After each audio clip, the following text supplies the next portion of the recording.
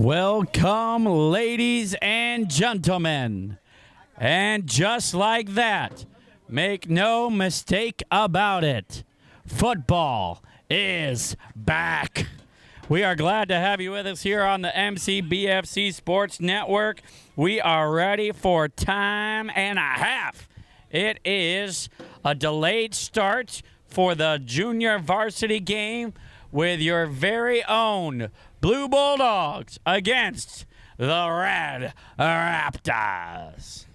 Yes, Brother Andrew, you said it just perfectly. We are starting about an hour late, and we make no apologies for it. We just came out of a chapel service, and the Spirit of God was moving. Souls were saved. Lots of decisions made. Hardly a dry eye in there. So cannot say, I can never oversay how much. Well said by you, Brother Cody. In Brother Cody's defense, it was a service that you could not explain. It was truly incredible what God did. Over 10 folks called to the mission field just in that last service alone. Multiple souls saved.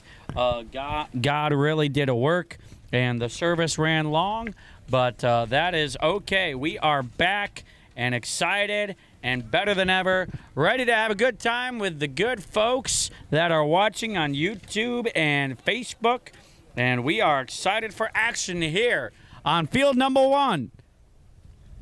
Like, share, and comment. If you were looking for the stream about an hour ago, then make sure those who may not know exactly what time we were planning to start, share the stream, like, comment. We will definitely be interacting with y'all in this game. Let me just say this. As far as the JV division, today is crucial. There is a lot to play for each team.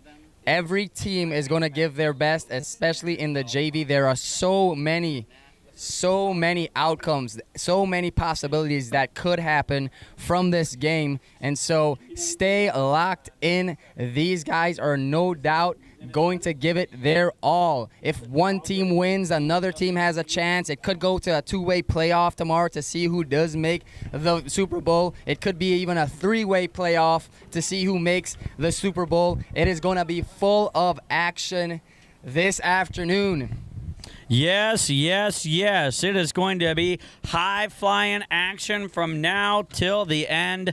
And while things are getting sorted out, they are just beginning the coin toss. We are going to shout out the coaches for the Red Junior Varsity. We have our very own, the man, the myth, the legend, Cecil Ballard, alongside of Mick Hall, Michael Jimenez, and Mike Bragg.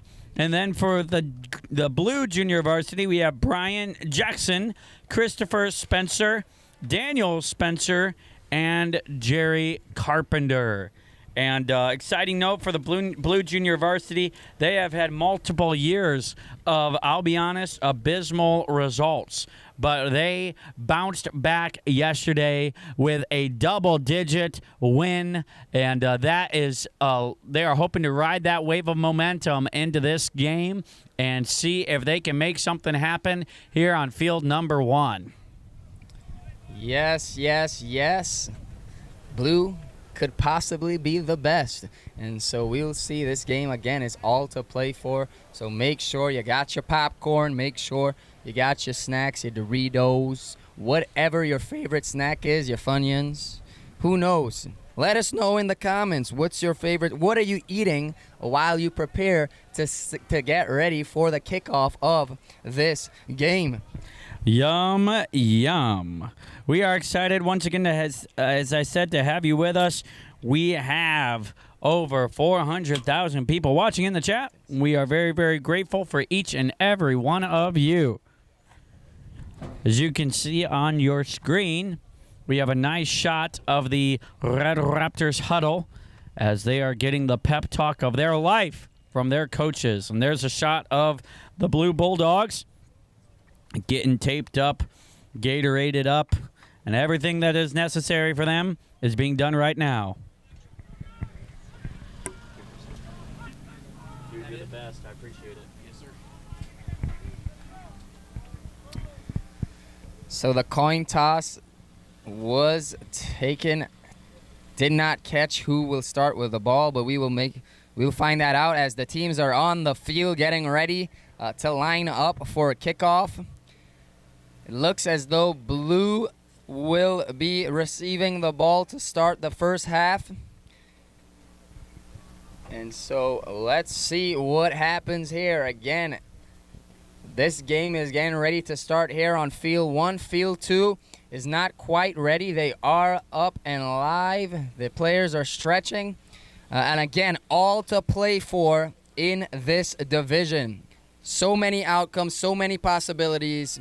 I hope you stay tuned. I hope you share the stream, like, comment, because we have the red Raptors versing the blue Bulldogs as we have kickoff.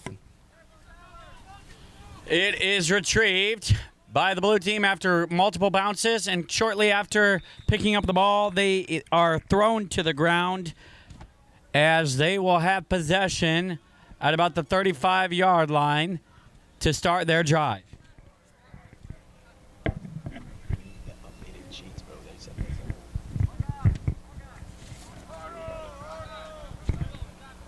For the blue team, we want to shout out some of the players. We have number 74, Oviedo Acevedo. Number 77, Isaac Berkey. Number 40, Andre Klausner. Number 18, Ian Coombs. Number 61, Oliver Combs. Number 78, Evan Crawford.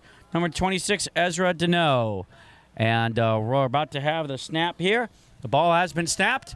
He's looking to hit the hole. And right in the middle of the hole are two red defenders. So a gain of about 1.5 there. As moving on, number 54, Isaiah Erb. 75, Benjamin Groom. 33, Benjamin Hernandez. 42, Brett Jenkins. 37, Jethro Kirkland. Number 90, Harrison Purdy. 97, Wesley Times. 57, Jim Vath.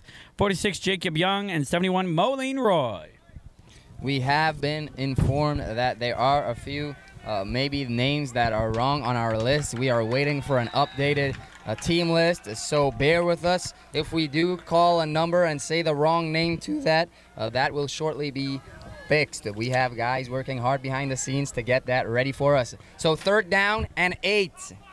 What can the blue 3rd down and now 11?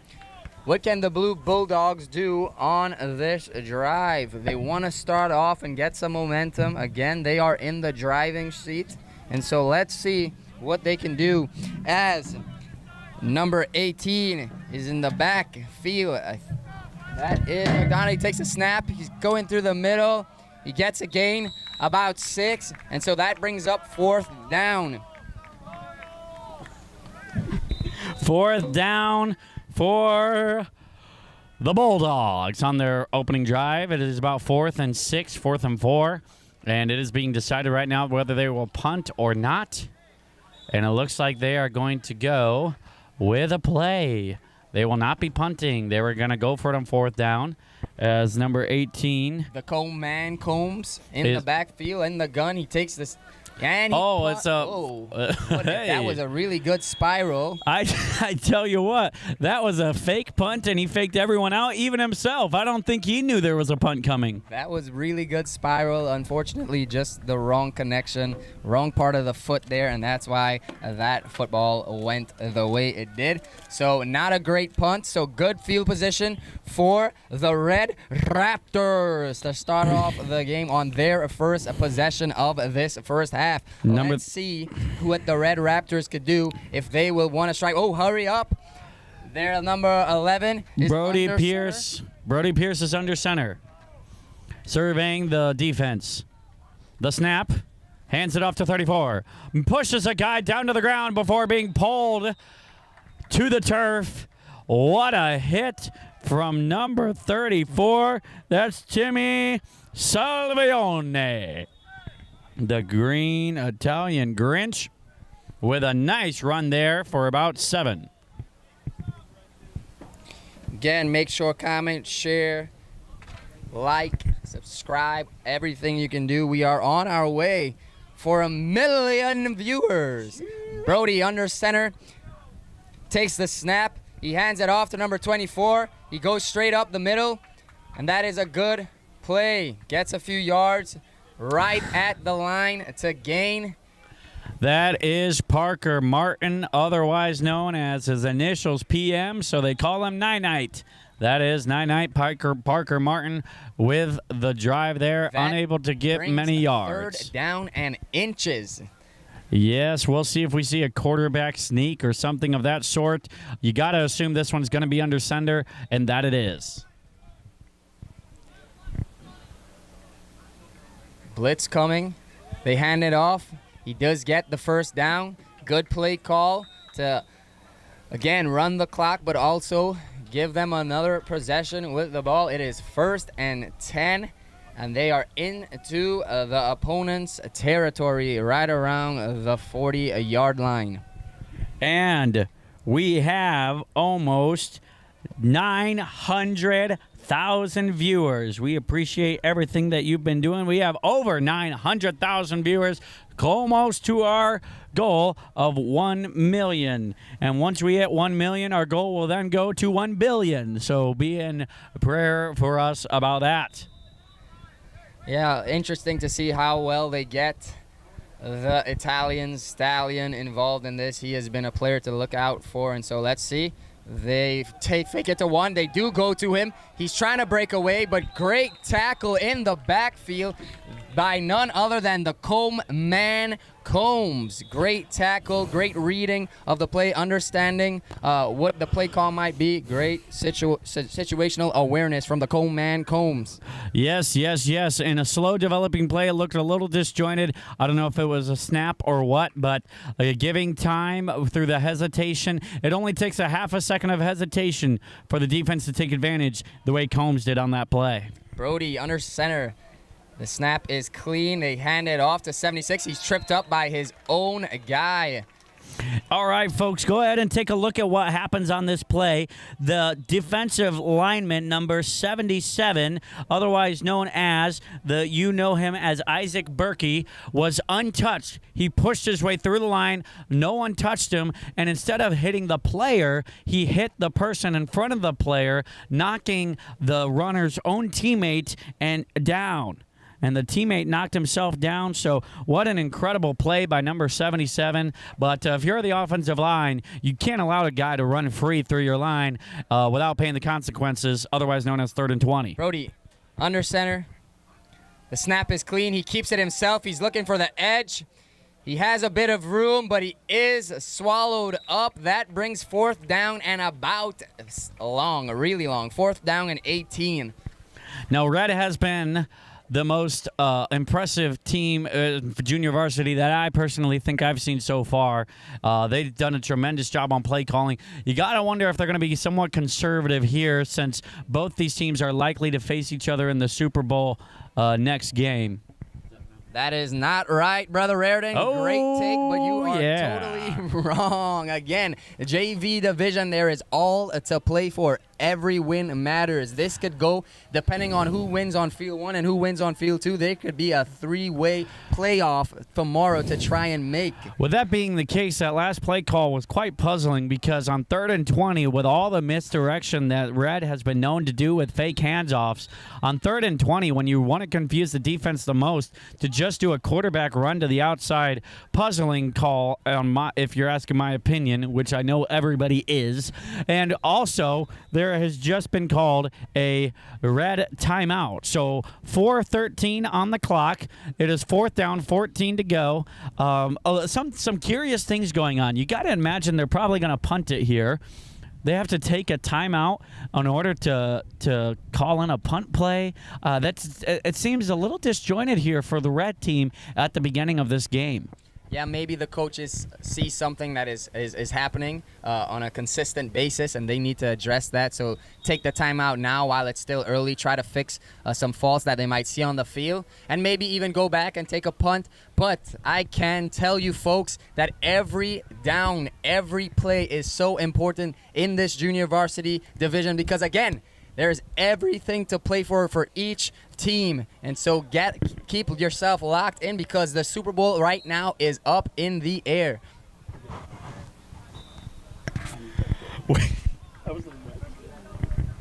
We have punting somebody. His name is not on the sheet, but it is a successful punt nevertheless. And co-man himself, Ian, takes the ball. He goes up the sideline, and he is pulled down after getting a modest gain. He is at about the 25-yard line, so they're going to have 75 yards to go to score. Will the blue team? Yes, Brother Andrew. Interesting way to tackle. He locked fingers hand in hand, and he dragged them down by the hand. That is one way to do it. We officially have reached our goal of 1 million viewers here on this stream. We thank each and every one of you for being here and taking part in the festivities. It is going to be even awesomer now that all of you are joining us, and we're going to have a blast. Now our new goal is 1 billion. First down and 10. Snap is good. He gets through the hole, and he is wrapped up. Wrapped up. Good run, though. Good hard run straight through the middle. There, that brings up a 2nd and 5. So good play if you are the blue, but also good play for the red because that was a crucial tackle from those guys. Yes, that is a positive play. Not every play is going to be a touchdown, but if you can open up a hole like the offensive line did there and then hit it with the running back, that means that you executed properly. Great momentum going into the next play where the quarterback holds it himself. He tries to cut back, able to get past the line of scrimmage and move the change. And what do we have, Brother Ethan? We have ourselves a first down. Don't know who Brother Ethan is, but I do appreciate that. Yes, sir.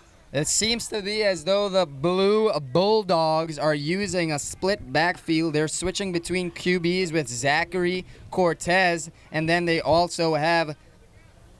Oh, I'm looking at the wrong name. Bear with us, folks. And the ball has been snapped. The ball carrier has the ball. It's kind of hard when the guy in the booth is always changing which team is on which side of our list. We appreciate y'all being here. We have had a great time so far today. Tremendous games from the Headbusters, from the Pee-wees, and from the KFL. And right now in the junior varsity, we have a young man who appears to be down. He's on one knee. The medical team is out there to check up on him. And I can't tell exactly, but it appears to be number 75. If that's the case, then it is it's 76, which would be Fikes. Silas Fikes. Again, great take, Brother Andrew. This is a good opportunity, though, for the coaches. They are in the huddle. The coaches, no doubt, are trying to give some wisdom, some words of encouragement, maybe some rebuke, some exhortation. But again, in football camp, a lot goes on in the huddle. There is something that is called the huddle, where the guys after games get in the huddle and the coaches ask Bible-based questions and try to get personal with these guys. Again, everything here is not just for the physical play, the fun. Yeah, we enjoy having fun, but then again, there's an emphasis, a serious emphasis on the spiritual side of things. We want these young guys to turn out a great opportunity. Young men that's going to affect the next generation. The snap is played. Oliver Combs has it. And he is stuffed. Great play by the red defense again. Again, stay with us. Like, share, comment. Tell us who you're cheering for. We want to see some names.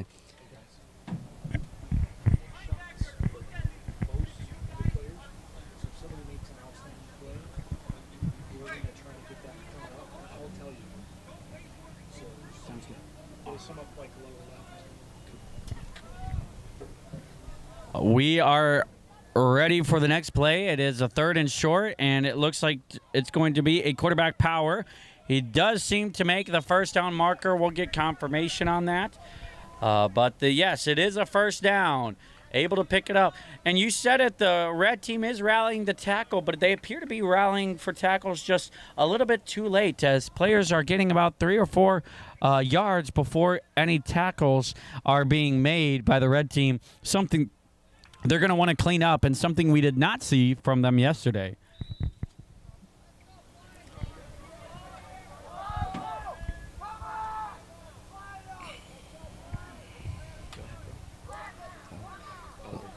Looks like Oliver Combs in the backfield. He does hand it off. It is a good handoff because 74 has got the corner. Does he have the legs? He's going. He's down. What a tackle by number 11 on the red team. That is Brody Pierce. But again, great run from the Blue Bulldogs. And folks, I don't want to mention this too often, but this Blue junior varsity team has not seen, I'll just be honest, hardly any success in years. And to see what's happening right now, they are pumped up. The coaches are ready, and that is the end of the second quarter. Of the first quarter. All right. Good play there to end the first quarter. The Blue Bulldogs, no doubt, have a lot of positives. Let me just reiterate what Brother Andrew said. If you have been a fan of football camp for numerous years, you sent your son over the past few years, you will know that Blue Junior Varsity have struggled for the last 3 years, and it is exciting to see they are a few plays possibly from booking their ticket to the Super Bowl for the first time in 3 years. And so make sure you're looking, keep yourself locked in, get some popcorn, again, get a snack, because we have a full game of football. And no doubt the Red Raptors, if they have anything to say about it, they will not allow the Bulldogs to get a score. Correct. Are you in that assessment? And one thing I'm noticing from the blue team on that first quarter was tremendous blocking. Tremendous blocking from the big boys up front, making way for their skill players behind them to take care of business, and that they did. I'm a little surprised. The red team usually is so crisp and in control, but they have kind of been on their heels recently. As you see, they kind of had a team meeting at the end of that quarter. Coaches, no doubt, trying to breathe some fire into these young men. Part of it might be the fact that we just guzzled down a double cheeseburgers about 20 minutes ago. Yep, that might be part of it. But let's see what the red team draw up here on defense. Can the Blue Bulldogs punch it in? I don't know. Andrew doesn't know. We want to know what you think. Do you know? Are the Blue Bulldogs going to score right now? Or are the Red Raptors going to force a stop? It is the Coleman Combs, number 18 in the backfield. He takes the snap. He's looking to go with a power run. And he is caught in the backfield by number 76. Silas Fikes with the tackle in the backfield on the quarterback. Just cut through and with no regard to the offensive line said, I've just got to take care of business myself. He did just that on that play.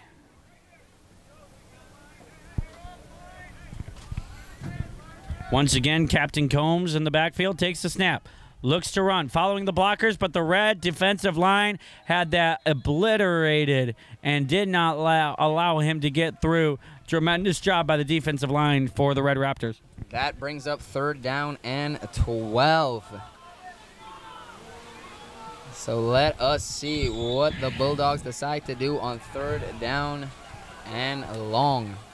Yes. There's been a theme going that a lot of times the team that scores first is the team that comes away with the victory.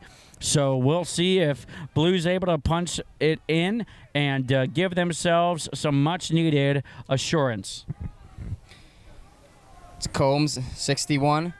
He's looking to throw. There is a receiver that looks like is open, and great breakup on the defense.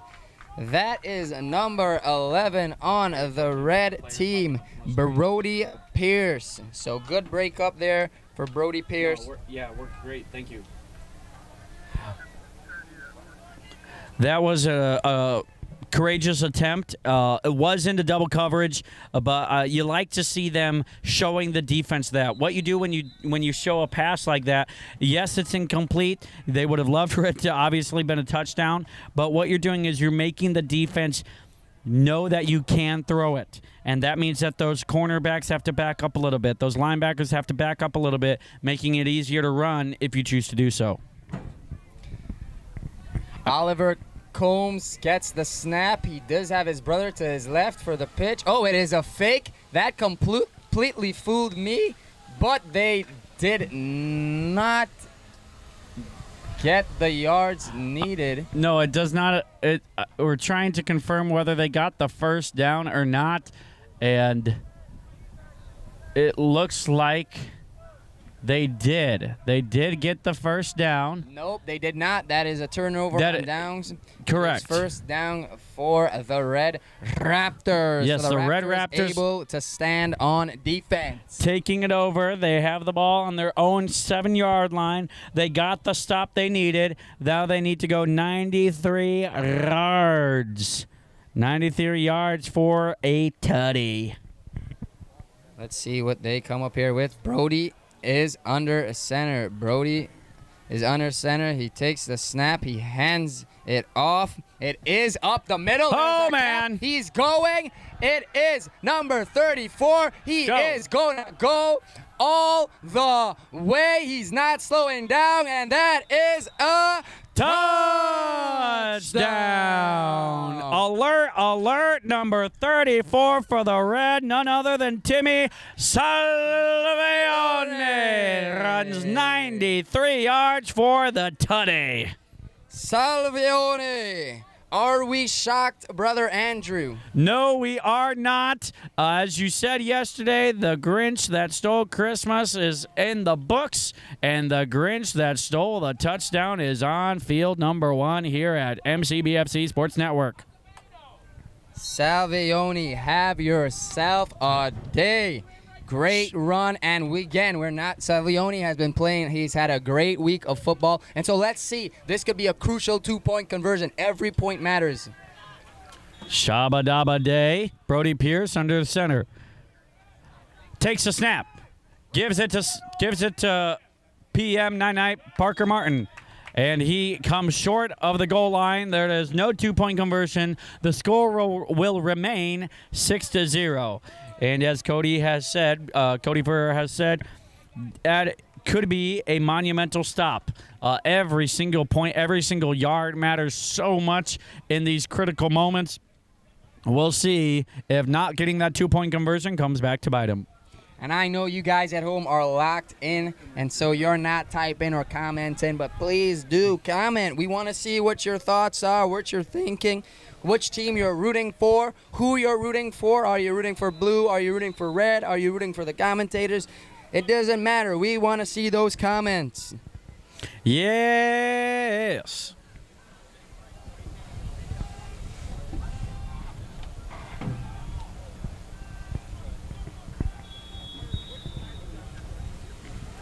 So they are getting some water in these guys again. They're making sure that these guys are hydrated because it is one of the hotter days. It is nice. There is a nice light breeze out there, and so. But we just want to make sure that these guys are hydrated and that there's no concerns of any dehydration. And so again, the Red Raptors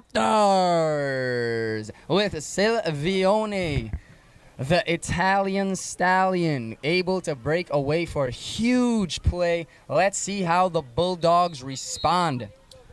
What a blessing to hear from Brother Stephen Tini rooting for the commentators. Well, we appreciate it, but we regret to inform you that the commentator score is pretty abysmal right now. These guys do a much better job on the field than we do in the booth, but we're having a good time.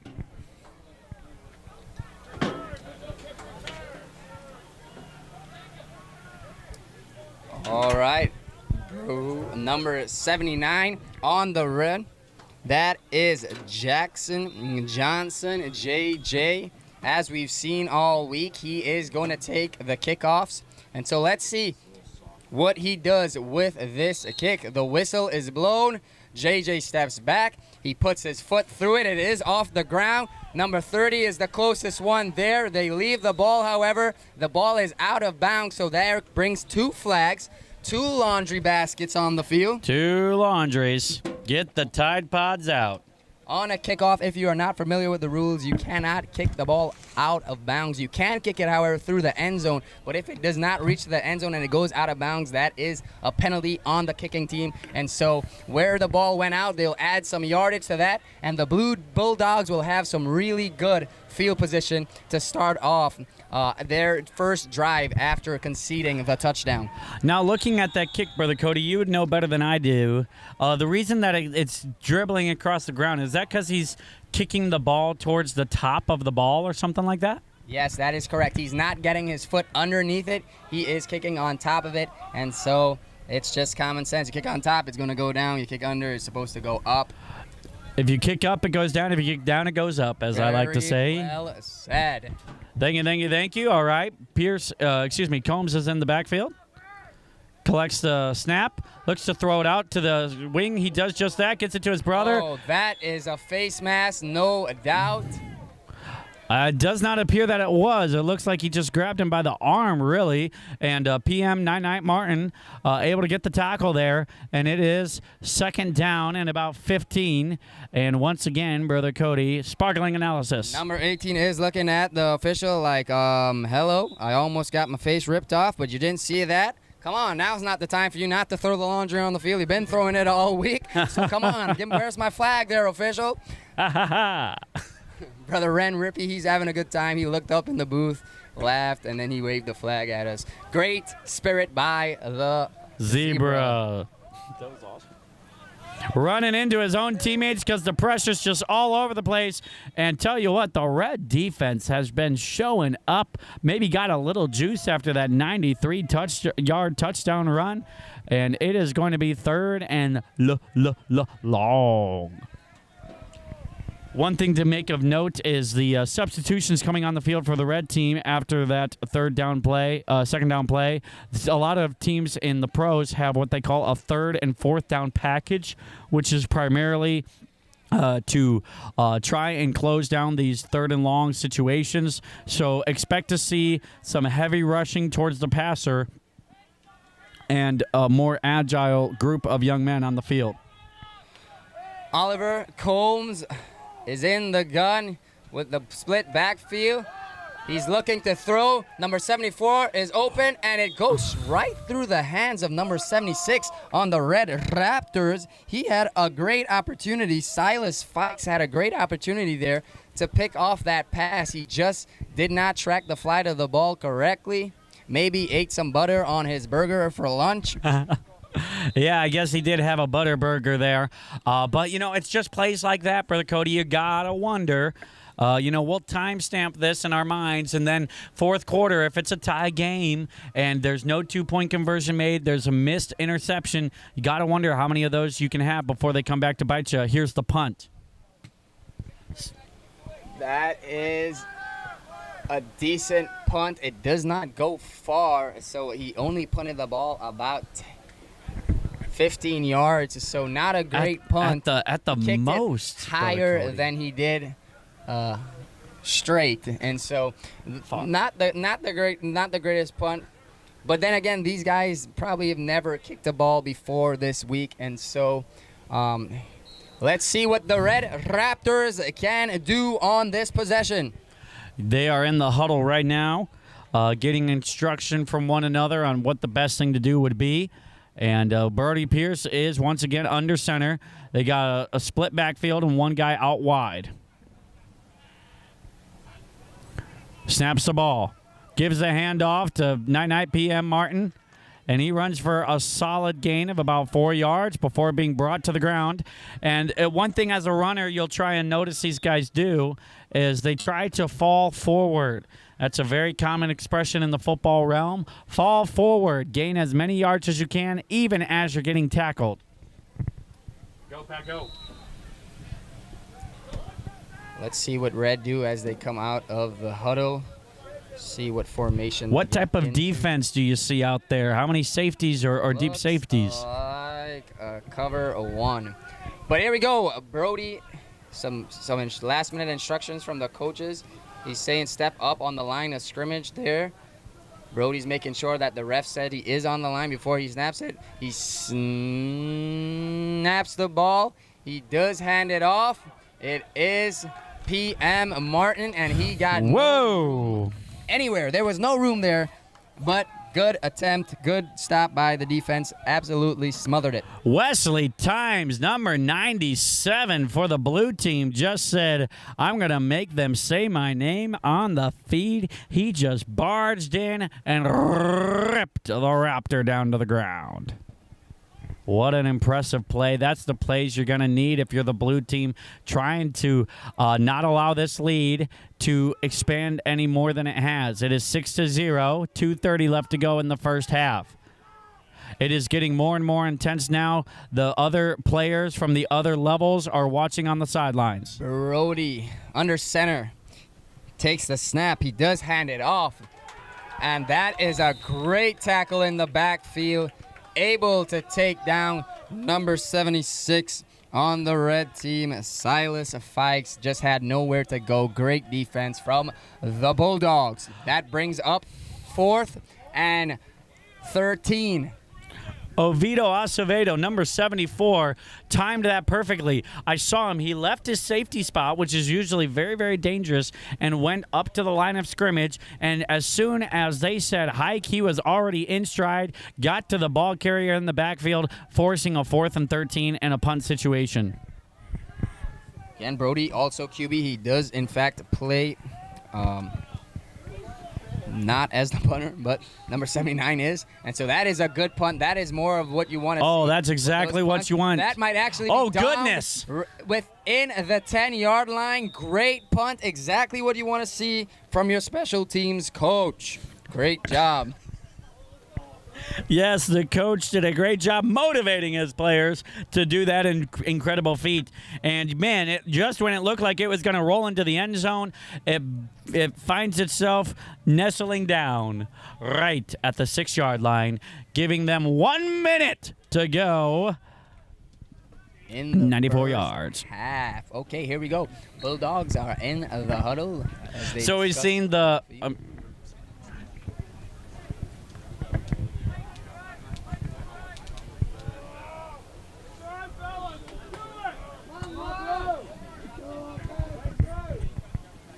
Combs in the backfield, takes a snap, looks to hand it off, but no one's there. Eventually gets it to Obi Acevedo.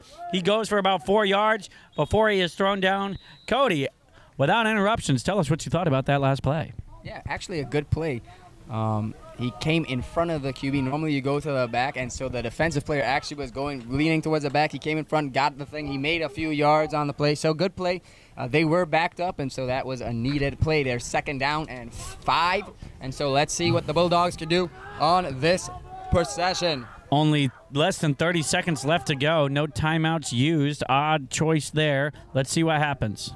Combs gives it back to 74. 74's got the edge. He's got the speed. Does he have to go? He is running, and that is a great run. My goodness. 13 seconds left in the second quarter. Great run. Let's see if the Bulldogs can make something pretty special happen here at the end of the first half. That was a great run, and we don't want to discount the great tackle as well. But, Cody, got to wonder why that was only the first time they used a timeout. Part of me wonders if they're just not used to being in these types of competitive games, the blue team, and just not used to having to use clock management in such a wise way. But they are doing a tremendous job. I mean, the amount of progression that we've seen from game 1 to this game here is truly stupendous from both teams. And right now, here's the situation. 13.1 seconds remaining, second quarter. The ball is on the 12, and they have 13 seconds to go. 88 yards. Great math, great use of math there, brother Andrew. I can't tell you how nervous I was. The Bulldogs do.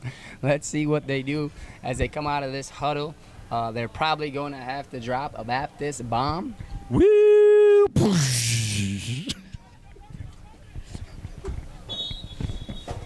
And if you are now tuning in with us for the first time and you do not know what a Baptist bomb is, that is what we say over here instead of a Hail Mary. Because we are not Catholic, so we want to make sure that we are staying a big B Baptist, so we call it the Baptist bomb. As the timeout draws to a close, you can see Coach Hall vehemently encouraging his men to clean some things up and to watch some key components. And in the huddle, as we mentioned a while ago, games ago, in the huddle during the game is not when gameplay strategy is discussed. I mean, if you don't have that by game time, you're going to be in trouble.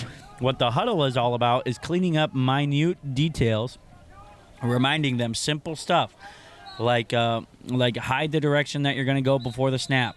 Don't let the quarterback know what you're thinking. Timeout taken by the Raptors. They want to talk things over before this play is ran, and so a bit of mind games being played by both teams, Brother Andrew. For sure, and if you're a little confused as to why Red would take a timeout right after Blue took a timeout, the main reason for that would be these guys know what they're doing on the Red side. What they wanted to see was how the Blue team lined up, what formation they were in, what personnel they were using. That way they would be able to go send their best play out there to try and stop this upcoming chance from the Blue team, seeing as there's only 13.1 seconds left to go in the half. The comment section is seeming to die on us, so let me remind you, feel free to comment, send a shout out. They have the same 4 comments since the start of the game, so make sure you're locked in with us. We want to hear from you. We can kind of understand because the game is so intense, you feel like you can't even take time to type, but we ask if you would like. We would love to give some people shout-outs. We would love to maybe even shout you out and let us know what you're snacking on, what you're who you're rooting for, what kids you have in this ball game. And just a reminder, the main reason that we do this broadcast is to bring the action to you, but also help you to kind of know what you're missing. If you are a young man and you're not here this week, or you know a young man that's not here this week, we would love for them to be a part of it next year. You don't have to be a football player per se to come to football camp. That's what training is for, but there's so much more that you can get by coming to football camp. Make sure to register for next year.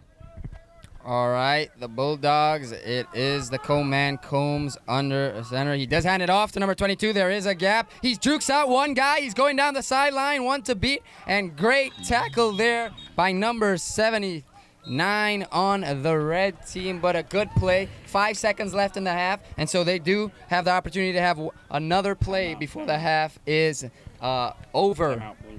Yes, a great play. As you can see, the young man with that scampered across the field on your screen there did a great job. I mean, that's a clutch play. Giving his team a chance to make something happen and able to get down. Coach smartly called the timeout, and they'll have one remaining with 5.2. And you got to wonder if they're going to go out there and try and throw a bomb.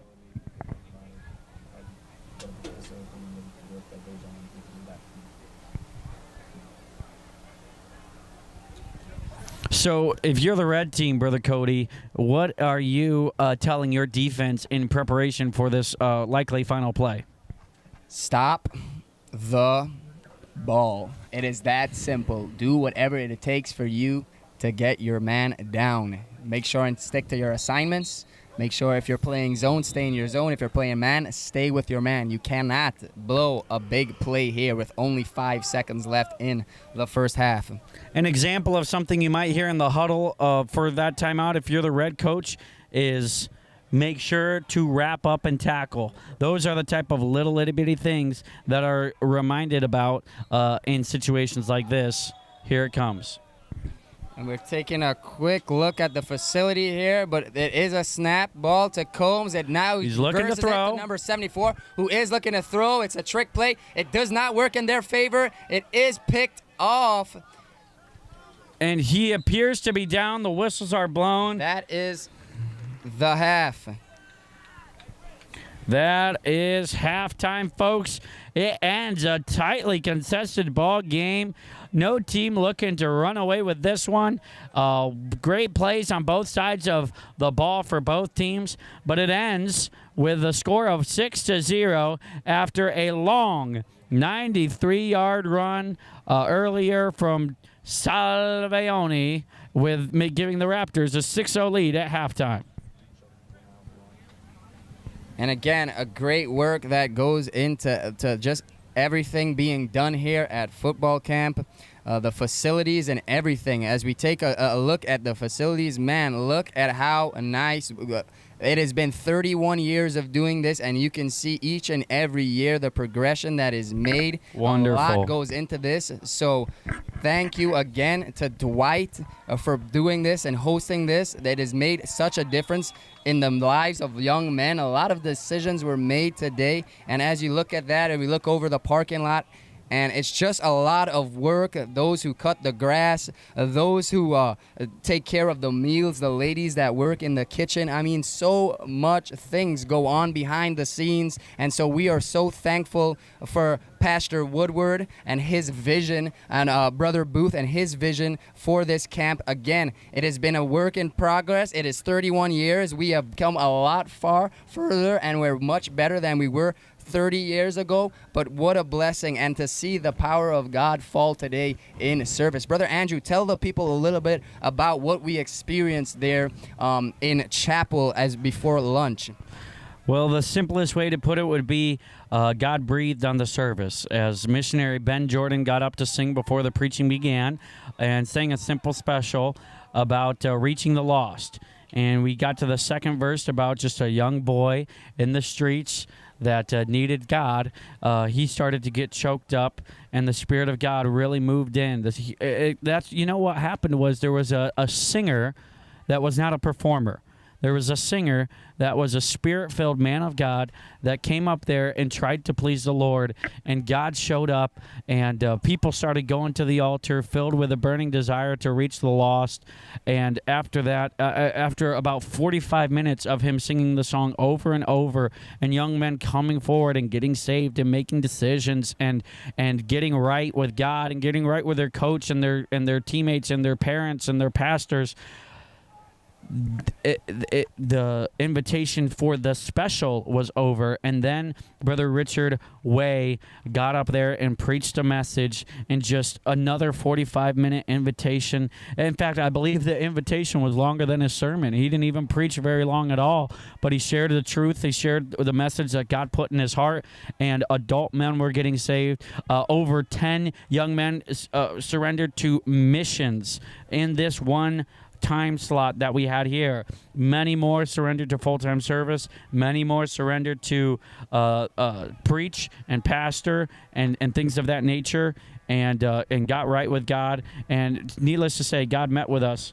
in football camp just earlier today. So again, thank you to all those who are watching, those who have sent their child, those who are maybe planning on sending a kid. Listen, we encourage you, share the live stream, so that maybe if there is a kid that is kind of curious or on the edge about coming to football camp, share this with that family. Let them experience this. Let them see what's going on here. I mean, this is a really professionally done thing here. The week is great, and again, what a difference it is making on these young guys. I was under conviction. No one is above being used by the Lord. And so we're just excited to see, and we're so thankful, again, for all those who support the camp, those who send their son, who have a vision for their child, for their friend's child, whatever the case is, a bus kid. We're just so thankful for all of you who send them. And this could not be done without you. And so we're going to get back here into football. And so I hope you are excited. One more thing I did want to mention. We were talking about making sure that your young men register, whether you're a young man or you know a young man. Once again, I just want to reiterate, you don't have to be a football player to come to football camp. I am not a football player. I came to football camp. I got hit hard. I hit other guys hard. It's a blast. And more than that, you get to enjoy such the other benefits that come with football camp. But as you said, back to the football. The kick is a good kick. This is one of the better kicks. It falls in Salvione's hand, and this could be dangerous. Salvione's cutting up the middle. He's got to the here we edge. go. Salvione, he's got one man to beat. He cuts Oh, back. there it is. Salvione is going, gone. Touchdown from none other than Salvione. My goodness, what exactly is the perfect thing that the red team could have asked for on that opening play? I'm looking around. Do not appear to see anything in the realm of a flag, and the scoreboard reflects the score is 12-0. A devastating blow if you are the blue Bulldogs, but they are a dog that is whimpering right now, but the Raptors are roaring. Salvione, what a return. He had 3 guys to beat, and somehow the agility to get in between 3 guys cannot overstate. That is such a good play. Congrats to you on that touchdown return, Salvione. Let's see what the Red Raptors can do with this 2-point conversion. Again, it could be a huge point, because if the Bulldogs come back, remember the Red Raptors missed the opportunity the first time. They did not get the 2-point conversion. And so now let's see if they can get this and try to make this a 3-possession game. Yes, that's what we're going to be looking at here as Brody Pierce is under center. Got that split backfield with a kind of quasi fullback, number 76. Looks to fake it. It does just that. Gives it to Salvione, and he does make it in. He makes it in, making it 14-0 with 11 minutes left in the second quarter. And Brother Cody, just something to mention, the Blue Bulldogs have played good defensively. It's been 2 plays that they've made a mistake on. But the problem with football is you make a mistake on 2 plays, it's very possible that the other team could score 2 touchdowns, and that's exactly what happened here. But if you're the blue team, what you can't do is you can't just do the same things you've been doing and just hope that the red team makes a mistake. You've got to mix things up and shrug this off and continue to fight. And just remember, folks, this division, there is everything to play for. I have just looked over to the score on the other field, and it is still 0-0. They have 4:56 on the clock in the first half, and so make sure you keep an eye also on that game, and definitely stay tuned with us, because this division is all to play for. We'll keep you updated on what's going on the other feed, so if you want to go watch them, I guess you can, but we're going to keep you updated. Isn't that right, Bro Cody? Yes, Brother Andrew, very good point. Who we got kicking off for us for the red team? It is number 79. Brother Cody, you know his name. It is none other than the great, the wonderful J.J. Jackson. Yes. Let's see what JJ could do on this kickoff. Oh, a squib kick. Oh, it is. Touch the blue. And it's still up for grabs, and it is recovered, which looks like to be from the Red Raptors. Let's see what the official call is, and it is Raptors ball. Wow. Special teams take a bow. Not what you wanted if you are cheering for the Blue Bulldogs. My goodness, an unfortunate situation if you are the Bulldogs. That is exactly the last thing that you could allow to happen. And what happened, I mean, if I'm not mistaken, Brother Cody, the kick was almost so low, and I don't know how else to say it, not very good, that it kind of threw the Blue Bulldog off. It kind of threw him off, and he wasn't able to come up with it, but you can't let it hit in both of your hands and not get that on that ball. The best onside kick is an unexpected onside kick, and so it ends up working out. Brody under center. Brody takes the snap. He hands it off to number 24, and he is stuffed before he even gets back to the line. We're going to try and put that guy on the screen. What a tackle by 71. You and I both know him as Moline Roy. What an incredible tackle. Moline Roy, he did a good job there breaking through and just whipping him down to L ground. Maybe that is the motivation or the spark that the Blue Bulldogs might need to try and turn this game around. The coaches are fired up on the sidelines. They are demanding more from their players. And they're saying, hey, listen, we're still in this. It is still early in the third quarter. We still have time. Let's just make sure and stay with our strategy. Let's not blow coverages because it's just the small things that make a huge difference. For sure. And, you know, Cody, if you add up the time that the Red Raptors spent on their drives, which they scored, it was about 10 seconds where they ran for 93 yards and scored, and then 0 seconds, really, of scrimmage time when they ran back a kick return. So it just shows you that, Blue, you don't have to hang your head. It's not like they drove down and beat you. You can do that too. I mean, in 15 seconds and 2 separate plays, this could be 14-14. That is exactly right. Also, from the perspective of they were big plays, but they didn't take a lot of time off the clock. So you're right there. And let's see, Brody's under center. He snaps the ball. It is a clean snap. Brody decides to keep it instantly. He is running. He has blockers in front.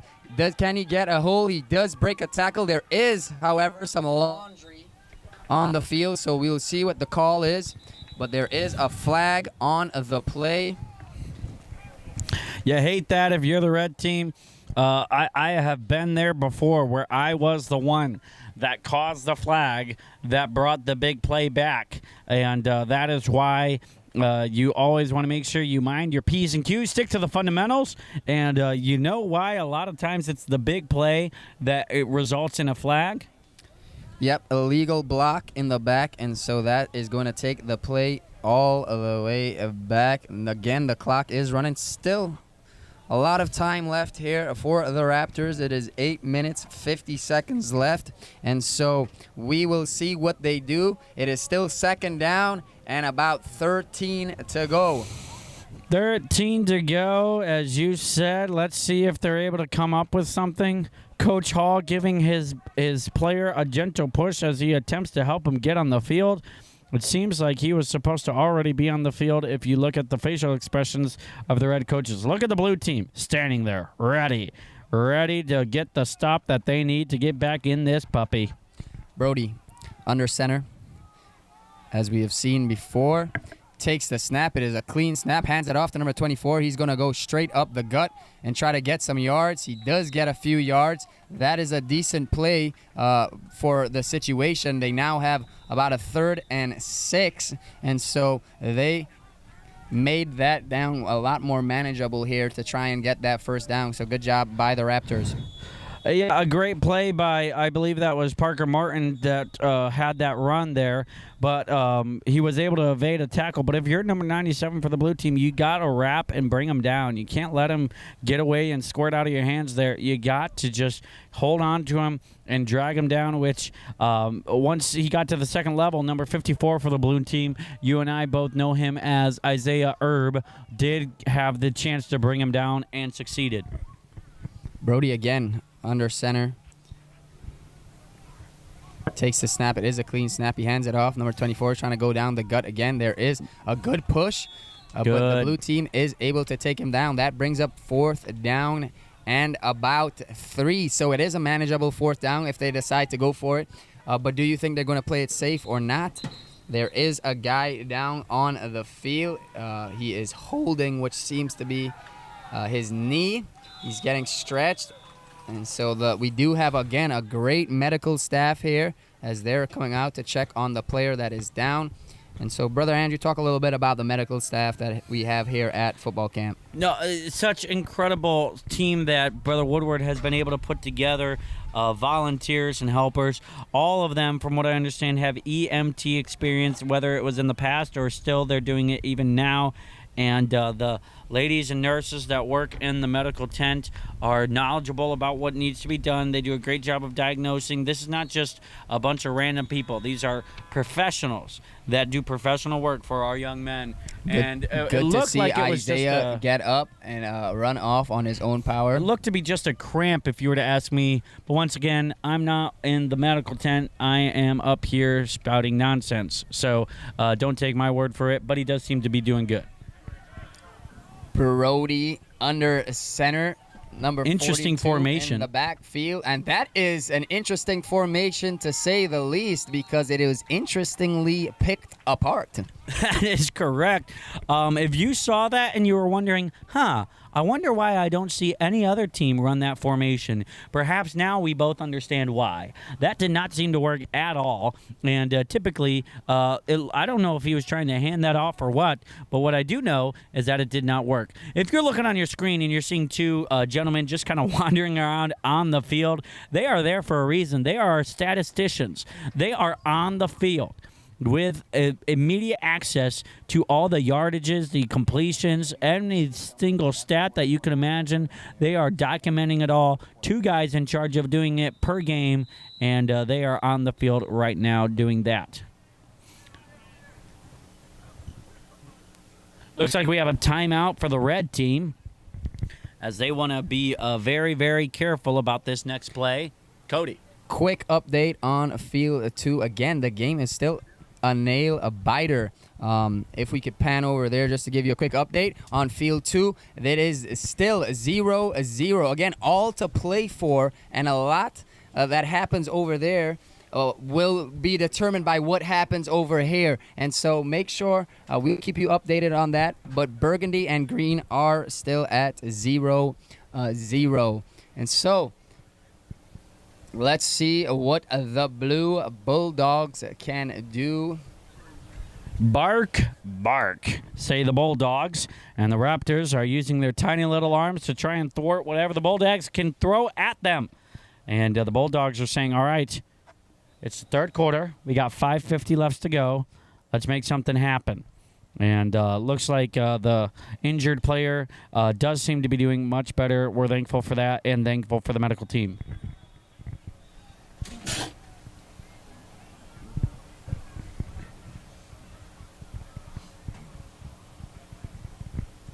I would be interested to see what is happening there. Don't quite know what Brother Micah McCurry is talking to the officials about. But again, shout out to Micah McCurry and all the work he does on this, behind the scenes. He is one of the main guys that runs a lot of things here. Again, like, comment, and share.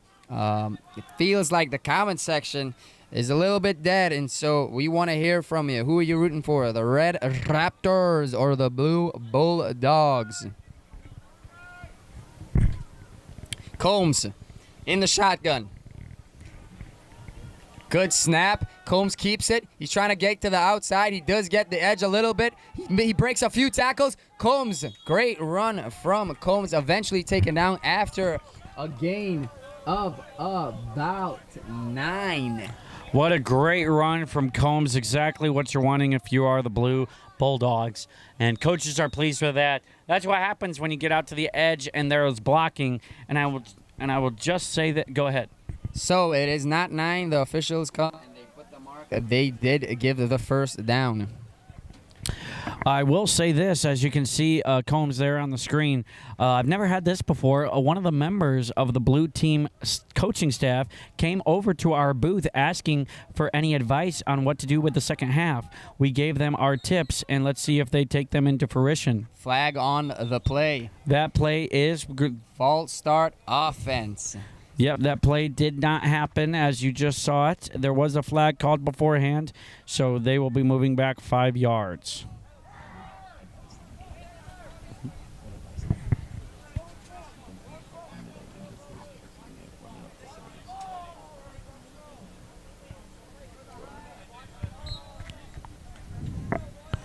.4:30 left to go in this game with the clock ticking down.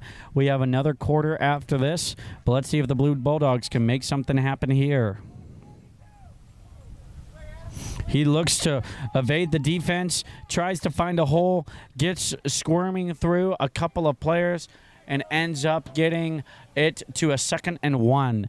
And that was not the play call that was called. It looked like he kind of just went and did his own thing that play. And the coaches are letting him know, we would prefer if you would not do that, if you would run in the way that we designed all the blockers to also block. Great analysis of Brother Reardon.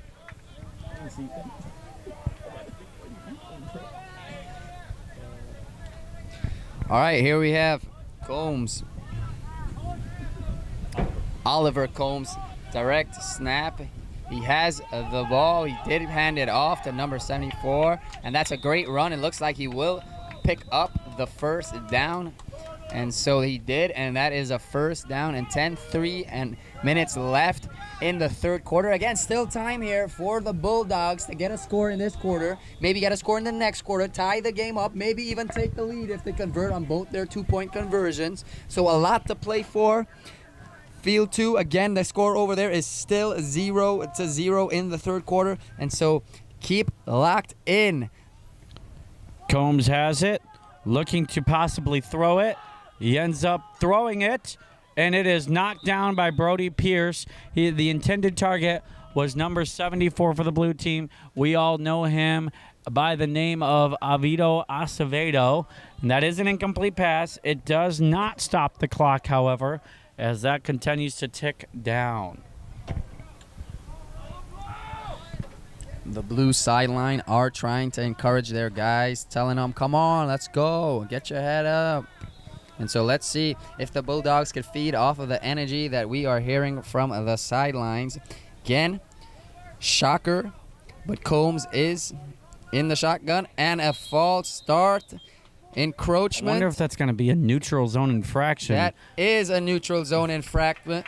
And so an automatic first down. Thank you, the Bulldogs say to the Raptors, as they get pushed 5 yards up the field. 2nd down and 5.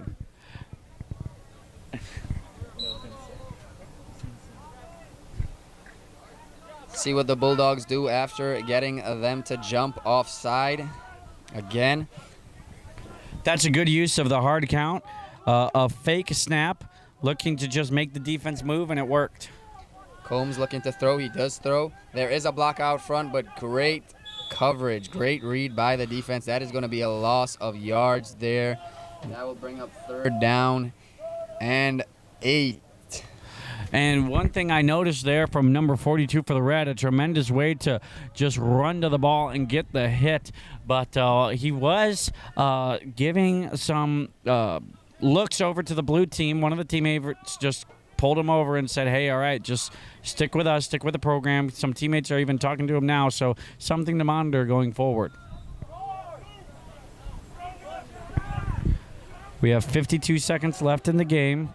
It is 3rd and 7. Key play here.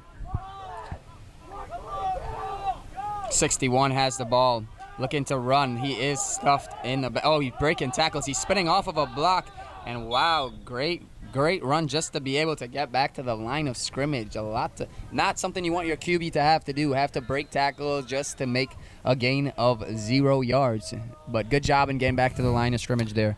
Yes, it looked as if everybody on the red team knew exactly what was happening there, and unable to get anything really on that play. It is 4th and 7.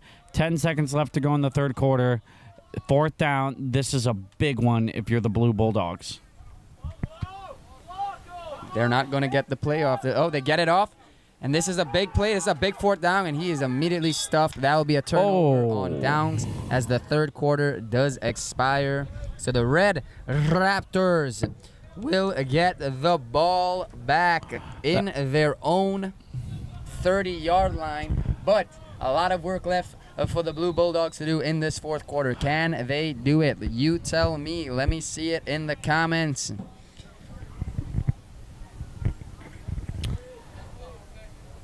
With the Red Raptors taking over here, it is going to be an intense fourth quarter if you're the Blue Bulldogs defensively. You're going to have to make something happen here. And they have moved the ball, but it's just stalling out at all the wrong times for the Bulldogs. And a couple of costly turnovers have resulted in this lead. But they have been good defensively, but they got to get a stop, and they got to get it quick.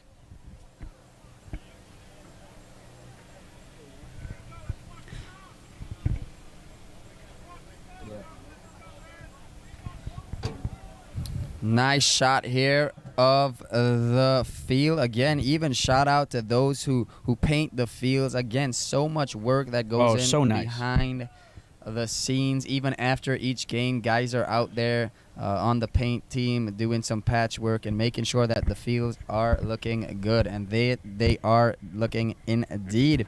And so I would love to see from the Blue Bulldogs as they go into this fourth quarter to maybe try and switch things up, maybe try some reverses or some trick plays. They have to try almost anything at this point because it seems as though the Red Raptors have their number on defense.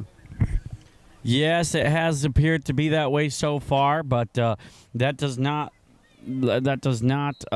show anything up to this point.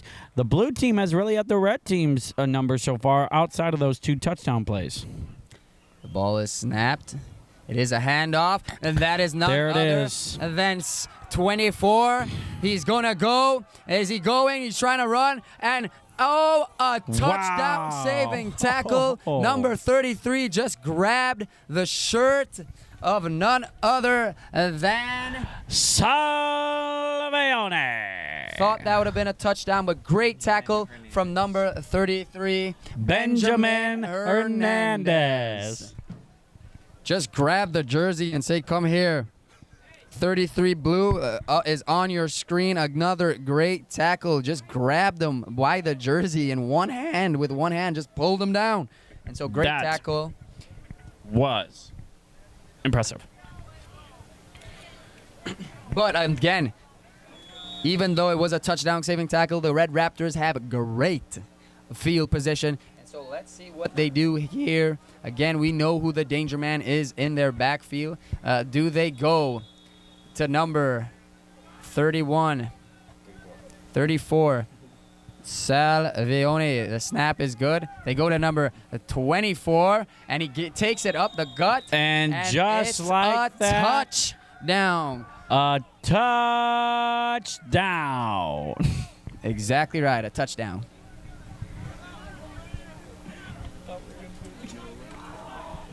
That is going to be a tough one to overcome if you're the blue team, but if you are the red team, you feel mighty fine about that. I think a lot of the folks, including us, thought it was going to go to Salvione, but instead it went to Patrick Martin, PM 99 Martin. And if you're wondering why we're not putting up the headshot of the person who scored, we unfortunately don't have the headshots of every player, so we are still working on getting every player's headshot there, and as soon as we do have a headshot of him, we would be able to put him up.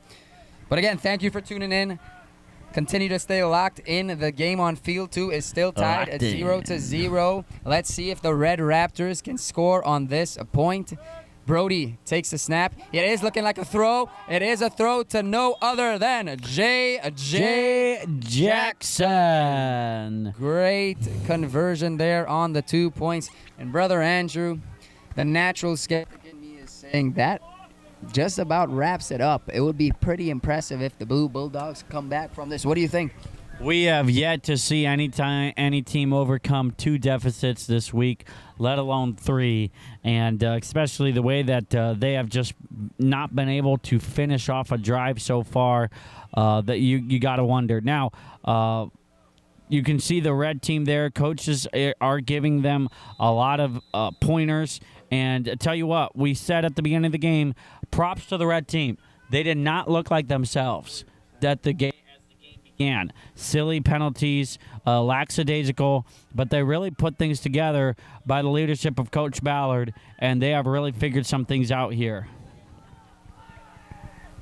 The red team are shouting and celebrating. They're, I guess, kind of hyping themselves up a little bit because they seem like they're going to the Super Bowl. But let's see if that is a little bit too early of a celebration. Let's see if the Blue Bulldogs can respond. JJ putting the marker down to line the kick up. And let's see what he does with this kick. Here they go. A kick return, a good kick return is going to be vital for the Bulldogs. So there is laundry on the field because, again, the kickoffs are not allowed to go out of bounds on the kickoff. No one touched it. And so it went out of bounds. And so the blue team will get a little bit of a better possession, a field position in here with the added yardage after the penalty. That is correct. That is going to be good for multiple reasons. Not only does it give them good field position, but it also doesn't take any time off the clock, which is crucial for the Bulldogs' chances of success.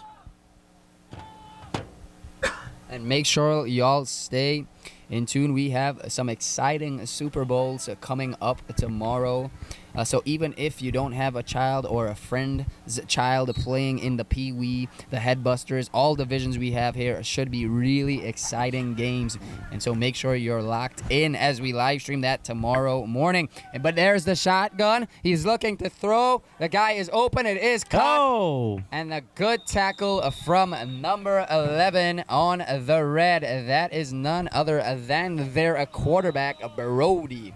Good job on the throw. Good job on the reception.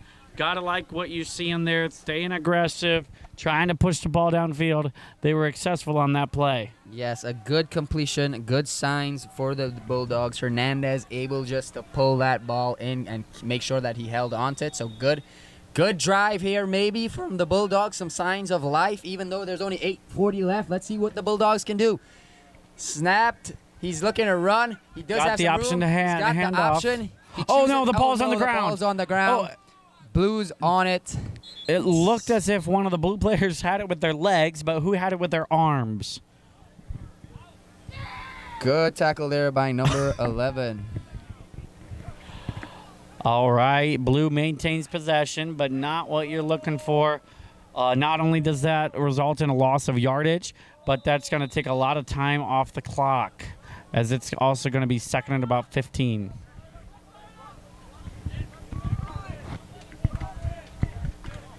And just a score update on field 2. Again, between green and burgundy, it is still 0-0. Shocker.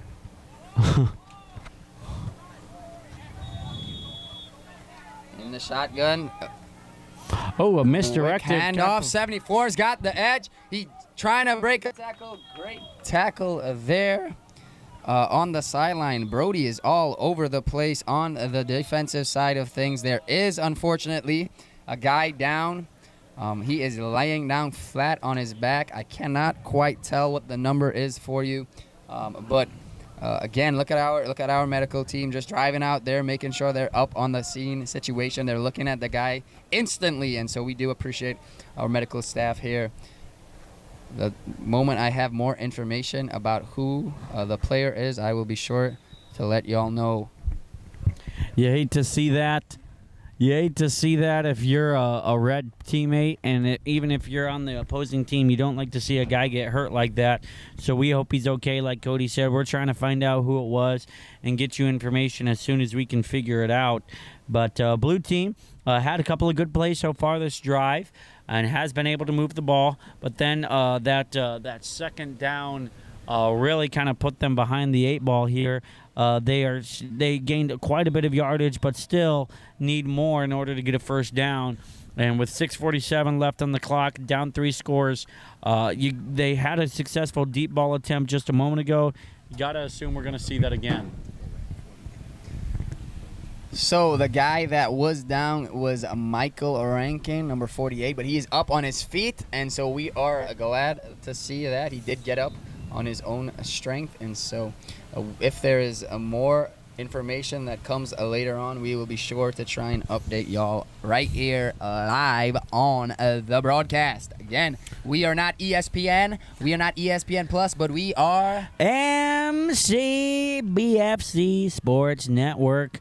We are happy to be with you and you and you and you.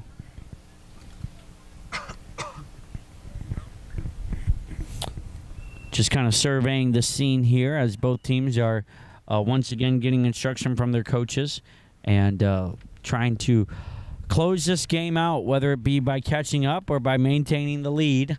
They want to make sure that they do everything they can to squash whatever dreams the other team might have.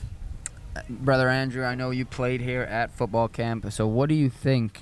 Because it is looking like the Blue Bulldogs will not be able to take it out. Obviously, they're not going to give up. They're going to try. But what do you think the coaches are trying to instill in their players at this very moment?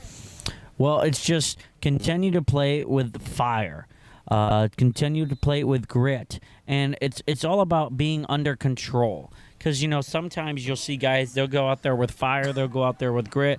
They'll go out there and play like their hair's on fire, but that'll result in penalties. That'll result in mistakes. It's finding the balance of playing in control with 100%. And it's something that takes a little bit of time to learn. And these coaches, that's their job. And they do a great job of training the young men for every type of circumstance. And I believe these guys will be ready for this drive as soon as they are ready to commence. Good to see number 48 doing well. He gave us a little wave, a little wink, and so we're glad to see that he is feeling good. Not completely good, but not as bad as we would have expected. And so the Blue Bulldogs with 7:22 left on the clock. The clock is started back running. What can they do? 61 in the shotgun. He's got two players next to him. He's got options. He's looking to throw. He breaks a tackle. He could still throw, but he decides to tuck it and run down the sideline for a good gain. Number 61, Oliver the Comb Man Goo. And just like that, they are able to enjoy a first down. Go ahead and give us an update on what's going on with the other game, Brother Cody. Again, this is a game for the ages. It is still 0-0, but that is going to be something to keep an eye on or a look on, because if it goes to overtime, it'll be interesting to see who wins. You can see him breaking away. A solid run there. Don't hate to interrupt, Brother Cody, but 61, Dr. Combs with another great run. Yeah, great run and a needed run, and so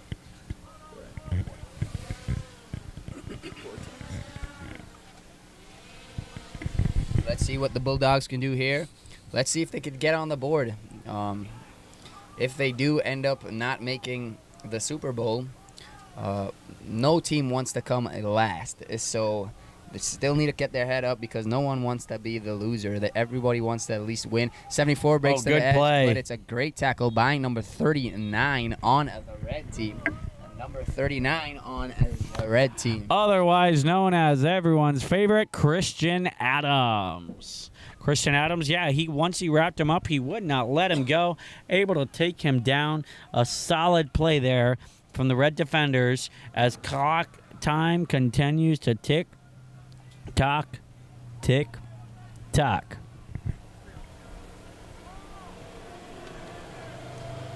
Combs takes the snap. He is looking to throw. It is almost picked off by Brody. And again, he has been great on the defense, but that right there is a prime example of why he plays quarterback and not receiver. I was just going to say that. He's used to throwing the old pigskin, not letting it fall in his hands. I mean, it was right on the money, exactly in the breadbasket, and he was not able to get the pick. Maybe he said, here, you know what? I don't want to pick this off. Let him get another try. Hey, we're trying to be kind here. But Combs in backfield, two options. He's taking it straight himself. There is a hole in the middle. He is, however, wrapped up and not let go of good defense, but he did gain some valuable yardage. That is going to be a first down. And we will have a first and practically goal. The first down marker will be about on the 1 yard line. So it is basically, for all intents and purposes, first and goal with 4 minutes left to go. Score is 22-0.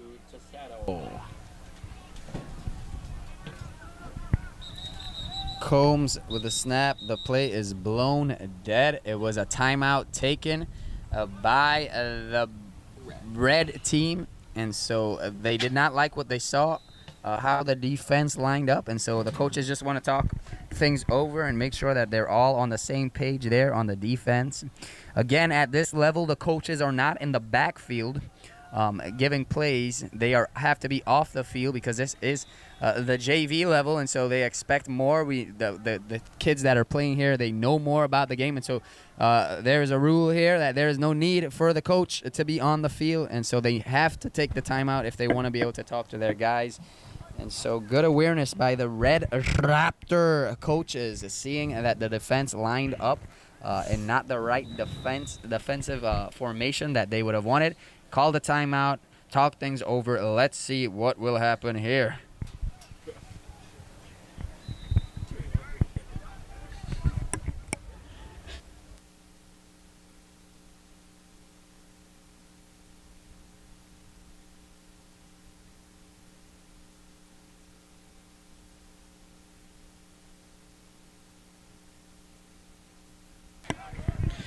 We are ready for action here on this practically first and goal here. The snap, the run, the tackle behind the line of scrimmage. Nothing really going there. Tried to get it outside, wasn't able to do it. One thing that I do not understand, Brother Cody, is why they're choosing to run it to the short side of the field. You see those hash marks towards the middle part of the field. What you want to do is you want to typically the ball is placed on your screen. It has been great for the red team. So Salvione gets a little screen time here. But as Andrew was saying, he is absolutely correct. It is now about first down and 12 to get the touchdown. But second down and 12 to get the touchdown. Okay, here we go. Number 61 in the backfield, the Coleman Combs. Has the snap. He does hand it off. There is a hole for number 26. Eventually taken down. I guess, brother, my speculation is at this point that the blue team are just trying to work on some more plays because to me it seems as though they have accepted the scoreline and they are just trying to work on some things because they do not want to lose the next game. They do not want to be last. I guarantee you they don't want to be last, and they do not want to go scoreless here. So they're going to try and do everything they can. With the handoff, they are being tripped up by the defensive pressure, resulting in a tackle for loss there. And that is not going to make it any easier for them in this game. Obviously, it looks like the game is something crazy is going to have to happen. A collapse is going to have to happen on the Raptors' part in order to lose this game. But it is fourth down with 3 yards to go. Last chance to score. They get the ball. They bobble the snap. The ball's on the ground. They have not scored. They didn't even get a clean snap off there. And the Red Raptors have the ball up 22 with 2 minutes remaining.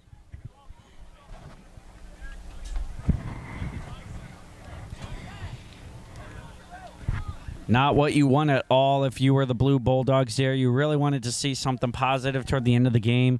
Have the last offensive play likely be a turnover is unfortunate. Quick update on field 2. They are in overtime. The score is 0-0, and there was a potential catch for one team to go, and he ended up not catching it, and so it could be a losing mishandle of the ball.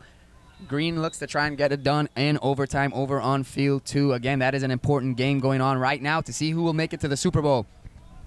Let's see what Red's going to do. Obviously going to be pretty conservative here at this juncture. Blue seems to be a little thrown off, and Red runs it up the gut, able to get a few yards, still going, and now just letting time click off the clock. A little bit over a minute left in this game, and great job. What do you think of the job that the Red coaches have done since the beginning of the game till now at this juncture, Brother Cody? Yeah, they've done a great job. We have got the privilege, I think, to see the Red team almost every single game, and they have looked like absolute studs out there. Their running back, Salvione, has been relied on, and he has stepped up to the call. He seems like somebody that they can rely on, and so Salvione having himself a great week. And so let's see what the Raptors do here. Looks like victory formation. Takes the knee. And there you have it, folks. The Raptors will go to the Super Bowl. The Good Bulldogs. fight by Bulldogs again. Very impressive. They did get their first win, and they have been looking good this year. And so shout out to the blue team getting it done. Let's all get a hashtag Bulldogs in the comment section as we encourage them and we cheer for them tomorrow. They did not make the Super Bowl, but we will be looking forward to see if they can win that game over on the other field. It's an exciting feeling for any player when you realize that you've made it to the Super Bowl.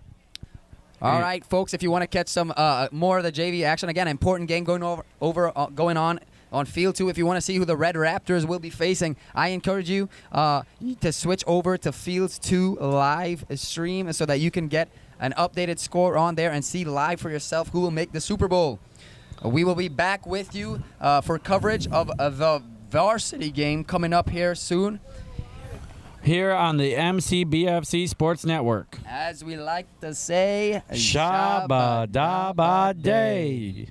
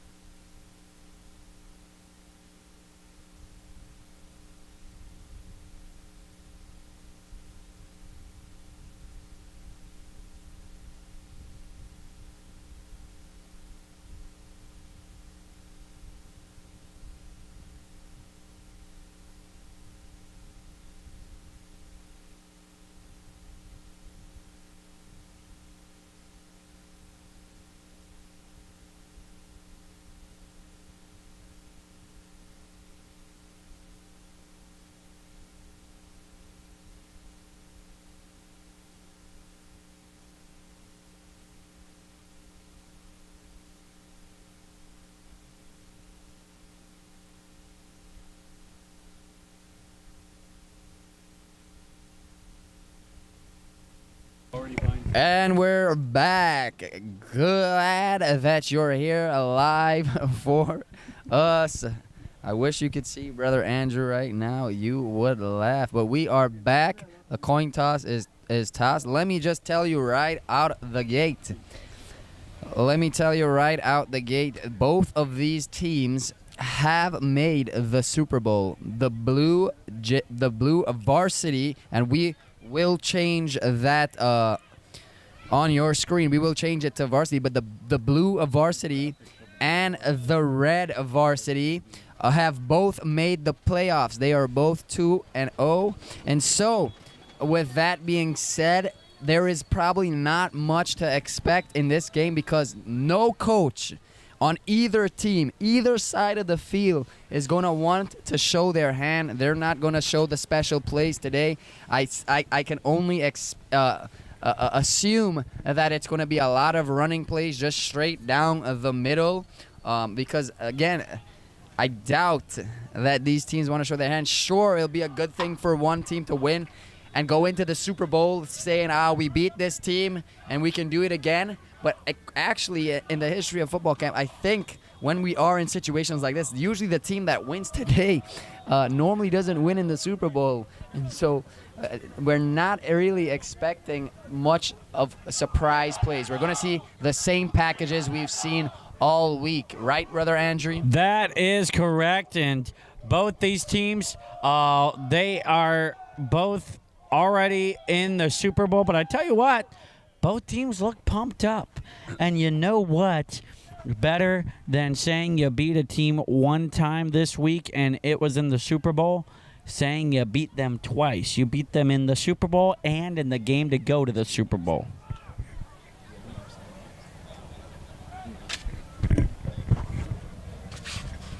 And so number 12 on red is lined back. He's ready to take the kick.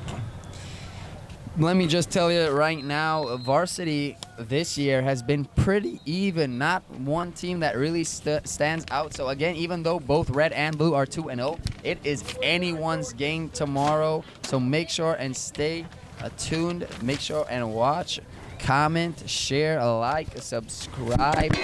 And we have a game and a half for you coming up. Apologies. If you heard a little rattle, What are you talking about? We did not drop our mic on the floor. But let's see what the red Raptors and the blue Bulldogs can do in this high-flying varsity game. And number 12 steps back. He lines up his kick. The whistle is a blown, and here comes a kickoff. With the left foot, he just used the toe. Again, not a lot of yardage gained on the kickoff, but again, not many of these guys are kicking specialists. So it's kind of like, hey, if you can kick the best on the team, you get the honor of kicking the ball. That is correct, and no, we have not seen any incredible kicks up to this point. What we do have is number 14, Oliver Reza for the blue team. Also number 30, Efren Caporali. Number 32, Michael Griggs. Number 70, Caleb Griggs. Number 85, Tyson Houston. And number 4 is Cambridge Wayne Scott. Cambridge lines up QB. Motion. 70 gets the ball. He is automatically met. Great read by number 45 on the red. And the runner was number 70, Caleb Griggs, who was tackled. Also, number 81, Raymond Lister. Number 72, Juan Lazota. Number 59, Cutler McCombs. Number 83, Caleb McCombs. Number 84, Jacob Mildner. Number 67, Joshua Nedashim. Number 6, Max Reiser. Number 76, Kyle Walton. Number 10, Nathaniel Woodward. Again, number 4 lines up in the gun. He's pointing out to his ex-receiver. Yeah, on 4 line wide. 67. Quick throw. It's a low throw. It looked like it could have been a good play, but just a little low there on the throw. They were blockers out in front. And so let's keep an eye, folks. I know if you've been with us for the Pee Wee, the Headbusters, the KFL, there's not a lot of throwing plays that you will see, but here at the varsity level, you are going to see some real deal football. Yeah, on that play, the ball was low, but that is basically a run play there. You just snap it and you throw it immediately behind the line of scrimmage and let one of your shiftiest guys grab the ball and try and make something happen. Something actually the Green Bay Packers are known quite well for. Number 70 with the ball. Good spin move up the middle and is able to gain a good got his bit legs of yardage. moving. He makes sure to secure the ball. Good job by him on ball security. Number 70 went straight down the middle for about a gain of 5. That's why you keep your legs moving. If you're a running back like that, you're able to continue to push forward, and with doing so, able to get a good amount of yardage. But they still have quite a ways to go on 4th down. Let's see what they do. 4th down and 5. It seems as though they are going to punt. They're not taking any chances. The game is still early. And so number 72 on the blue team lines up in the back. He is going to take the punt. Number 72 does punt it away. That was Juan Lozada, and the ball was retrieved by the red team. He did call a fair catch. They continued to tackle him anyways, and that is a penalty. Or if they call a fair catch, you cannot touch them, let alone tackle them to the ground. Right, Brother Cody? That is correct. The blue sideline is screaming, saying he did not signal for a fair catch. So the referees are huddling in the middle of the field. One of the refs on the zebra crew, it seems like to be indicating that it probably is a push. We don't know what the call is, but as soon as we know what that flag is, we will let you know.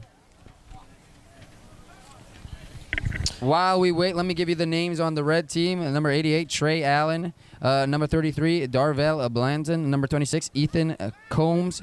82 is Justin D-Ball. Number 46 is Billy Gretzinger. Number 22 is Braden Purdy. 63, Isaac Rahaus. 42, Joshua Robbins. 86, Riley Ross. 14, Joey Schiffer the fourth. Not to be mistaken for the third, second, or the first. Joey Schiffer the fourth. Number 45 is Nathan Smith. Number 90, Elijah Thomason. Number 12, Chandler Tiarks. Number 37, Andrew Way. And number 16, Ethan Winters. The refs are still talking. Still deciding. Like, comment, share, subscribe. We're trying to get as many folks as we can to watch this stream. We appreciate you and those that are watching with you, and we have enjoyed a tremendous time so far at football camp. And Cody, this is your first year working on staff at football camp. You've been coming for a couple of years now. As someone that did not get to participate in football camp but learned about it and has been a part of it as far as a viewer and on staff, tell us what your first impressions were when you came for the first time to football camp. Well, it might shock you, but my first impression had nothing to do with football. I came and I sat in the services, the 3 services every day, and man, I'm not into the spooky dooky stuff, but it just felt like the Spirit of God had his hand on this place, and so we're excited not just about football, but about the spiritual emphasis at this camp, turning young boys into young men. And so football is a great tool to do that. It teaches them a lot of life lessons. And so I'm excited to be here, Brother Andrew. Well, I am glad that you're here, and I'm glad to be alongside you as we have this first play from scrimmage snapped, given to the running back, able to hit the hole, but not to get anywhere. He is swallowed up by the defense. For a loss about 1 yard. Great defense there. Looks like Braden Purdy is lining up as the QB, not to be mistaken with Brock Purdy. If he is anything like Brock Purdy, we will find out. And a great rally and tackle. One guy stood the offensive player up. Another guy came and helped him get him to the ground. And that's what you want to do if you're a defender, especially this early in the game. 26. Ball is down. And so the play is blown dead. It looks like the offensive quarterback fumbled the snap, and then when he went down to pick it, his knee touched the ground, resulting in him being down, losing yards, going backwards instead of forwards. And so number 26 we have seen all week is the steady QB. That is Ethan Combs. It looks like Burgundy did win for JV after all of that anticipation, multiple overtimes. It appears that Burgundy did come away. Oh, excuse me. Yes, Burgundy did come away with a victory for JV.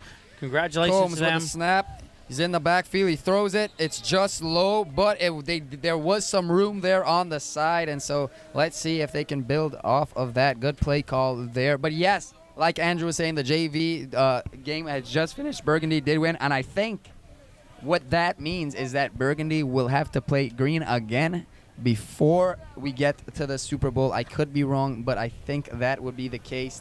If I am wrong, I will let you know exactly who will be playing in the Super Bowl here in a short few minutes. 4th and 15, we have a punt about to commence at this time as the punter number 26 boots it into the air. A solid punt. Oh, muffed by number 14, not able to fall on it right away. And it looks like it has been received by the number 14 for the red team. So the red team able to come up with the ball after the muffed punt, and a sick feeling in the stomach of number 14 for the blue team, but able to come down with it is the red team. So really just ends up being like a 35-yard gain on that play. Andrew, I have some exciting news for those who are watching, who have been keeping up with the JV. It is actually a three-way tie, so the blue team is still not out of it. The blue team and JV have a chance, and while you continue to watch that game, we are going to just quickly, we have Chris right here. He is the head coach. Assistant head coach, same thing, yabba do, yabba say, you know, we say all yabba day. But we have Chris here. It's Chris Spencer. Chris, what did you see in that last JV game? I know we're looking at varsity now, but what did you see in that last JV game with your team that you want to make some improvements on as you go into the three-way tie playoff to try and make the Super Bowl? I think improvement-wise, we just need to play every down like it's the last down of the game. Against Red, we played most of the game very well, but 3 or 4 plays changed the game. Couple kick return for touchdown, 95-yard run. It's hard to overcome stuff like that. Offensively, we moved the ball pretty well, got up and down the field. We couldn't ever finish a drive, but we did some really good things. So heading into tomorrow, shore up the defense, just kind of tighten things some down on offense, do our job in the overtime tournament thing, and get another shot at Red. Yeah, we were saying in the commentary booth that the score did not do the game justice. Honestly, those 3 scores were just one missed tackle, one blown coverage, but y'all were in it for the most part. And so what do you say to the players as they now still have that hope of the Super Bowl? What do you say to these players to try and encourage them, pump them up, and get them excited to play in the playoffs to try and get into the Super Bowl tomorrow? So one thing we've been saying all week to them is at this level at football camp, the margin between winning and losing is very slim. 1 or 2 big plays, 1 or 2 mistakes will decide the game in most instances. Today, they made good plays, we made mistakes. So heading into tomorrow, we're going to just encourage them, do your job every play, do what you're told to do, trust what we as the coaches have put in place, and understand that one mistake could cost us the game.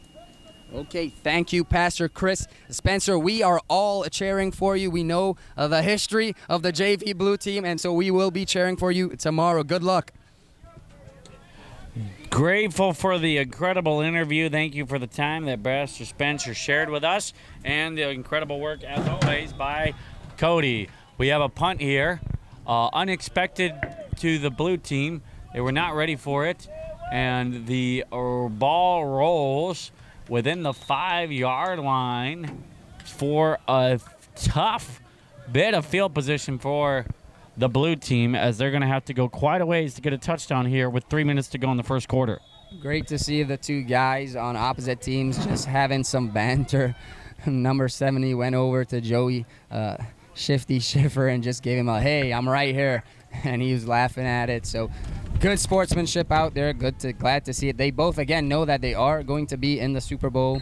And so we shall see how this game plays off, and maybe if it is foreshadowing of how tomorrow's game will be. Yep, somebody's got to win, and we will see who does so right here, as he's going to have to drive 97 yards for the Bulldogs to get a touchdown here. They take a deep shot right at the beginning, but not really anywhere close in the vicinity of the receiver as far as being able to catch it, and it's going to be 2nd down and 10 from the 3.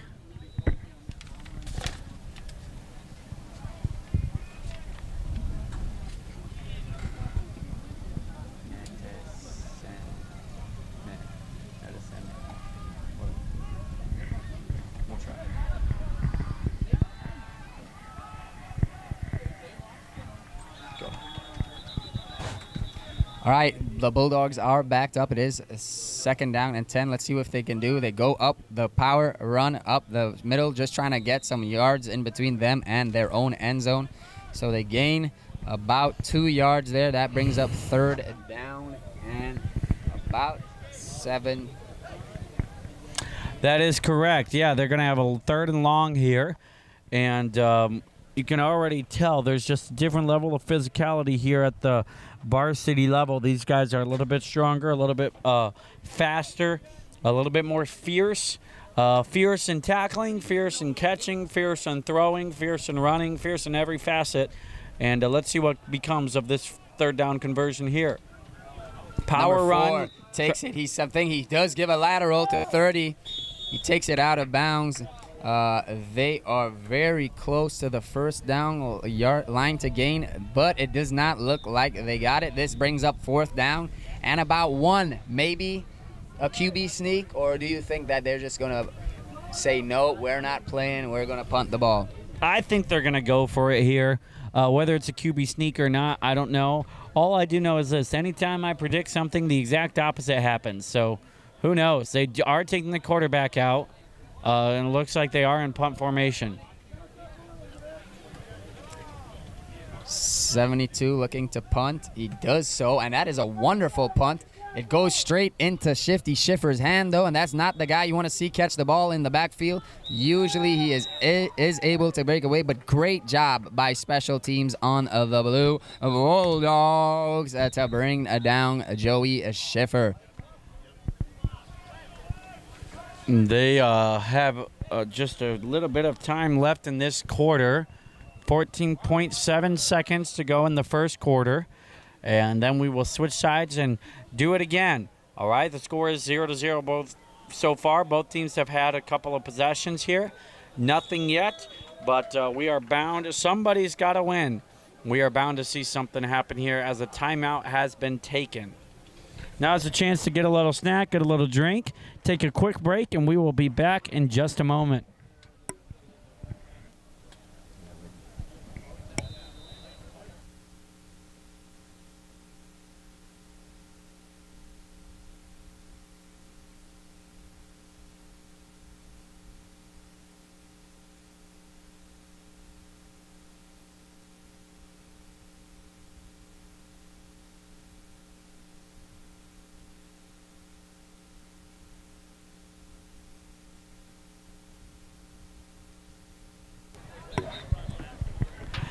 Be sure to like, comment, subscribe, and comment down below. We want to see what you have to say, and we appreciate the pronunciation help here for Dr. N, and that is what we're just going to end up calling him from now on. We're not going to try and say that name because every time we've tried, we've said it wrong no matter how many pronunciation tips we've been given.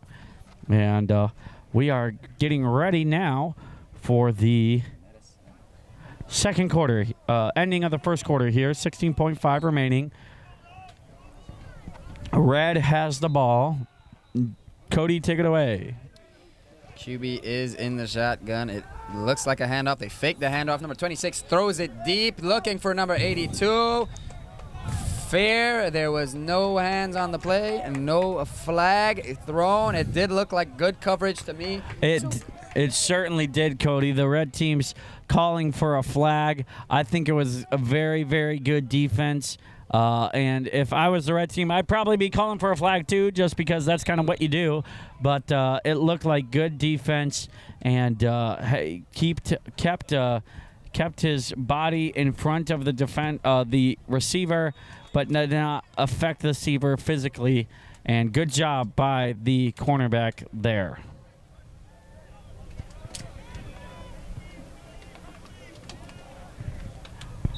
We are at the end of the first quarter now, and in just a moment we will begin the second quarter. Be sure to stick around for the conference championship game of the Blue Bulldogs versus the Red Raptors. Enjoy our drone footage before the second quarter begins.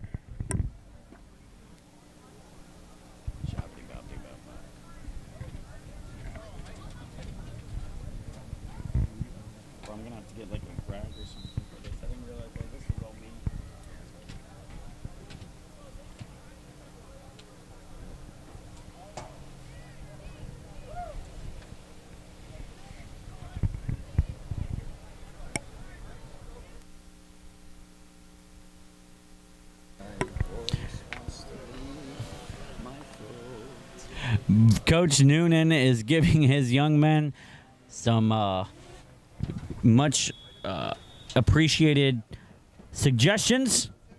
As you can see, a nice wide shot. In fact, with this drone shot here, you can catch a little bit of the game going on the other field while we wait for the next quarter here. So enjoy this shot while enjoy this drone shot here while you're able to watch the other game while we wait for this quarter to begin again.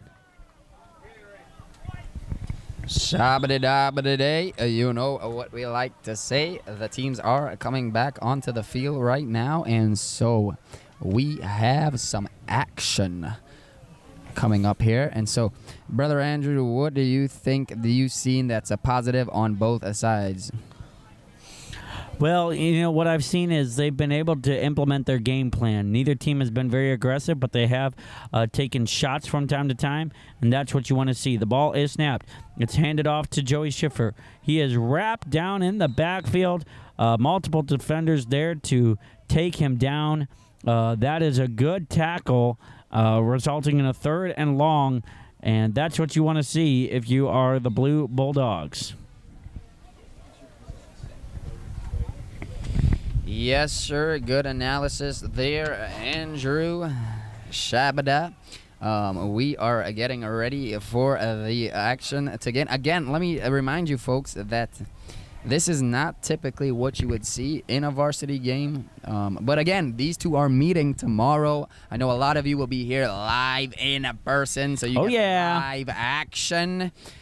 But this is not where you normally see it because both these teams are playing pretty safe. I said that might be the case but at the start of the game, and it seems to be the case. No coach really wants to show their hand, the trick plays they have in store for the Super Bowl game. And so I expect and I could be wrong because there is still a lot of game left, but I expect a very low-scoring game. This is going to be a defensive game, and so we are going to continue to call the play-by-play. We hope that you have enjoyed being with us all week. We've enjoyed commentating, and there is the punt. 26 gets a good foot to it, and that is a really good punt. That might go all the way. That is a good punt from number 26 there on the red, Ethan the Comb Man Combs. And so we again hope you have enjoyed being with us all week. We are excited. Mm-hmm. Can I say it one more time? We are excited. Mm-hmm. For all of the upcoming Super Bowl games, we have the Pee Wee, the Headbusters, the KFL, the No Fair League, the JV, and the varsity games. So, buckle up because tomorrow is nothing but hard, tense action. That is correct. The blue team's going to have the ball. Number 4, Wayne Scott in the shotgun. 2 guys out wide. Snaps the ball, looks to throw, does so, gets him on the slant, and great first play. He is wrapped down, but not before gaining 5 yards. That was number 83 with the reception. You and I both like to call him Jacob McCombs because that's his name.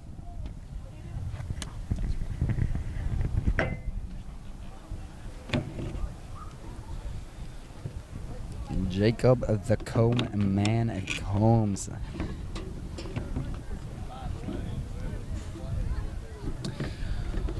All right, here we go. He's back in the gun, number 30.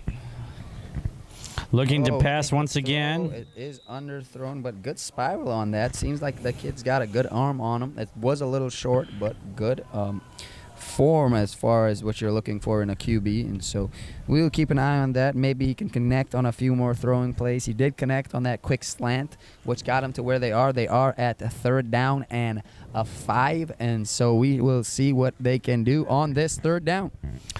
Yes, that is correct, and a good play there. Attempt, I should say. And let's see what they're going to do here on 3rd and 5. Your Blue Bulldogs facing off against the Red Raptors. Defensive battle, and neither team even really gotten into the other person's red zone so far. Well, let's see if something changes here with Wayne Scott in the backfield. Takes the snap, looks again to throw, throws a deep ball. It is over the head of number 59. It drops down to the ground as an incomplete pass. Cutler McCombs not able to catch that one on that play. Not to be confused with Jay Cutler. This Cutler is playing a wide receiver, and it would have been a sight for sore eyes if Jay Cutler ever played wide receiver. 4th and 5 is where we're at. They look to be ready to punt. A solid kick there. Great punt. Oh, it hits Schiffer's foot. Bounce and number off 30 the picks foot. it up. Number 88 able to stop it from a great special teams play.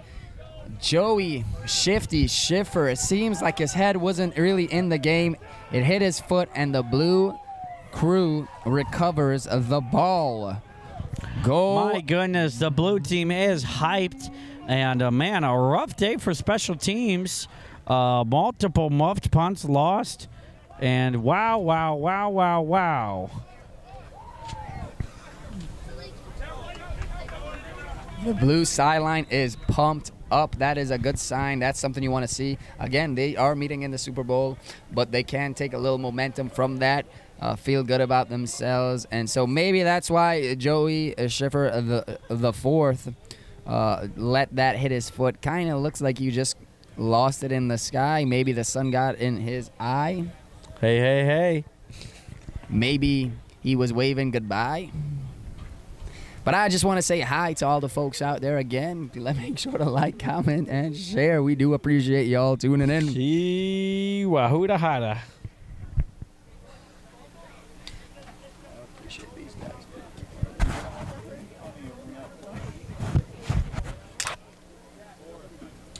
6:05. Hey, just so you know, after the ball landed on the young man's foot and the blue team picked it up, they were not able to advance it after that. So while the young man did run a little bit and then get tackled, that does not really count. He gets it where he got possession of it. So they backed him up to the 43-yard line in the opponent's territory. Great to see some of the really small guys out there as well, helping the varsity team with water and all that stuff. Again, even though there are different divisions, it seems like the blue camaraderie is there, the burgundy, the green. If you're on the same color, you support that team color. And so we'll see how this play goes. Can the blue Bulldogs make something happen here? Bark, bark.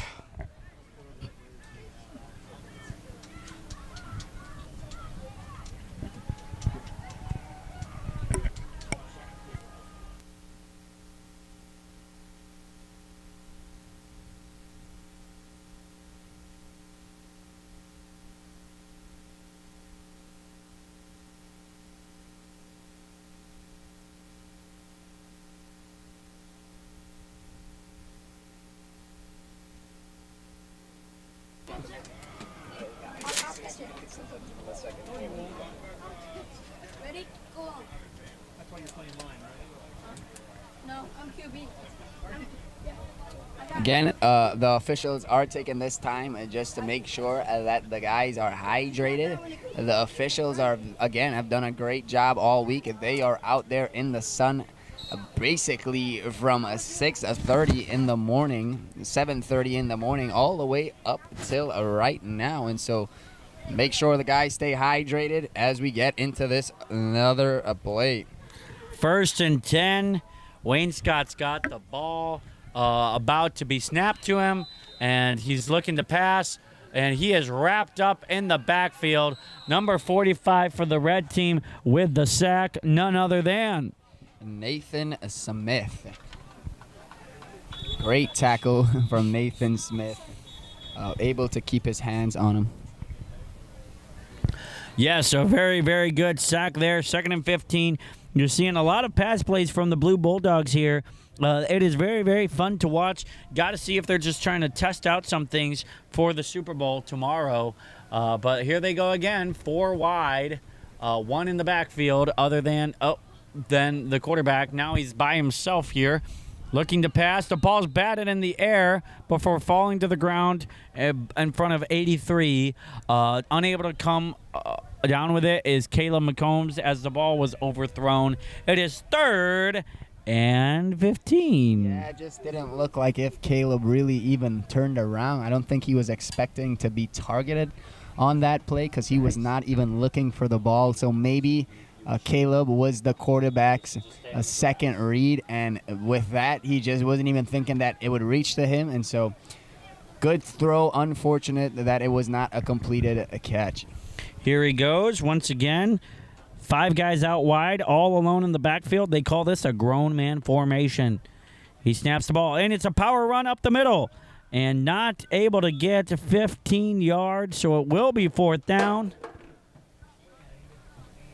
As we are at 4th and 11 in the 2nd quarter.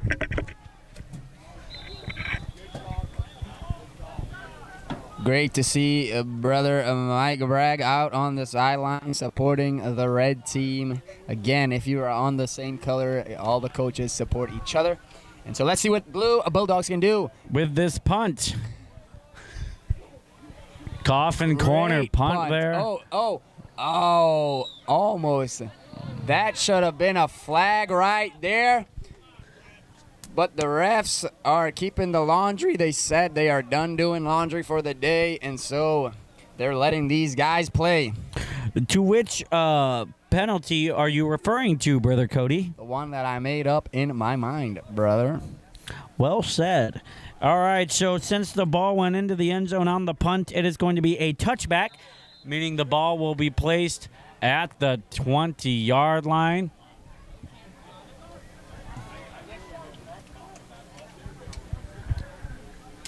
Red team's going to have the chance to drive down the field and get the first points of the game with 3:20 left in the second quarter.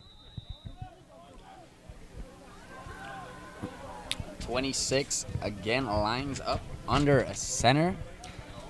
Joey is behind him. And they fake it to Joey. They hand it off to, good, strong tackles there. Number 16, not able to get much, but he did get about 2. Number 16 is Ethan Winters. Yes. Blue team said this, brother, is not winter. It is a summertime, and so melt away. It sure is summertime. You got that right. The Blue coaches were quite hyped by the play that just took place in that play.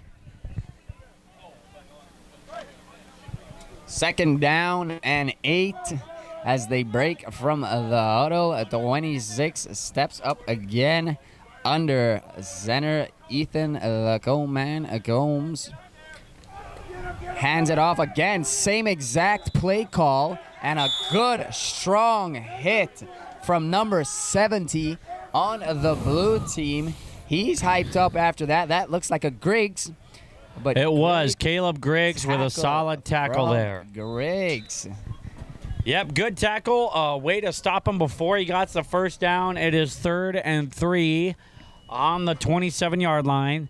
And no team has really been able to get anywhere even close to punching it in. It's basically been a battle in the middle of the field here. Kind of what we predicted for this game. Again, nobody wants to give away their playbook for the Super Bowl. These teams are, again, both in the Super Bowl. And so the same play back-to-back is not something you will normally see, but it is a strategy here. Again, Combs takes it, hands. It's the same exact play. I have a strange suspicion that Red might just run that play for the rest of the game. It is possible. We have 1 minute 16 left in the first half. And so no score on the board. Again, it's going to be a tight game because the same plays will be called. And that's just something that we're going to have to deal with, right? They don't want it. They do not want to show their hand. And so let's see if it is the same play again or not. 4th and 1. They are in punt formation, but with it being 4th and less than a yard, let's see if they fake it.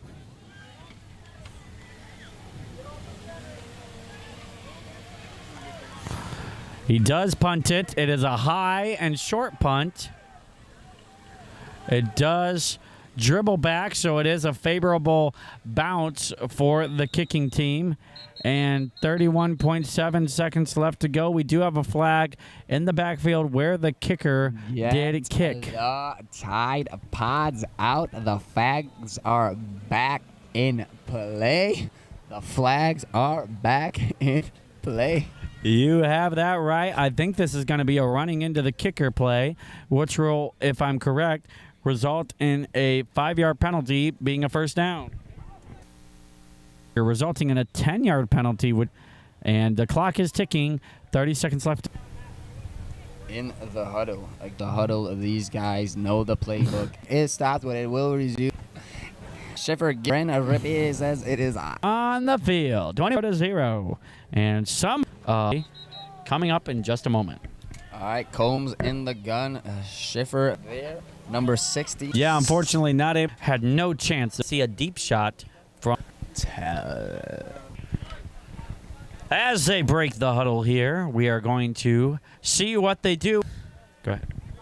Gets back to right around the line of scrimmage, not able to gain anything. So that they would like to have a chance to get the ball, so they took the timeout. Maybe they can get something crazy like a punt return for a touchdown.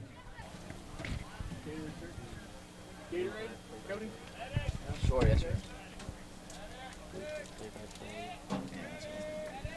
Last 12.8 seconds. A lot.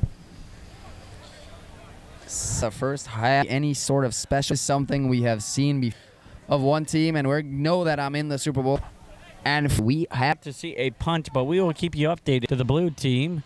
And clock's winding down, and they are going to have about two fix. Andrew, shout out to fix the post very quickly. And so we are thankful for all the hole that you just kind of have. That was exciting. But it's even more exciting here on field 1 with 2 seconds left to go. They run it with number 30, and that is the 8. Comment down below what you're going to be snacking on, and make sure to stay tuned.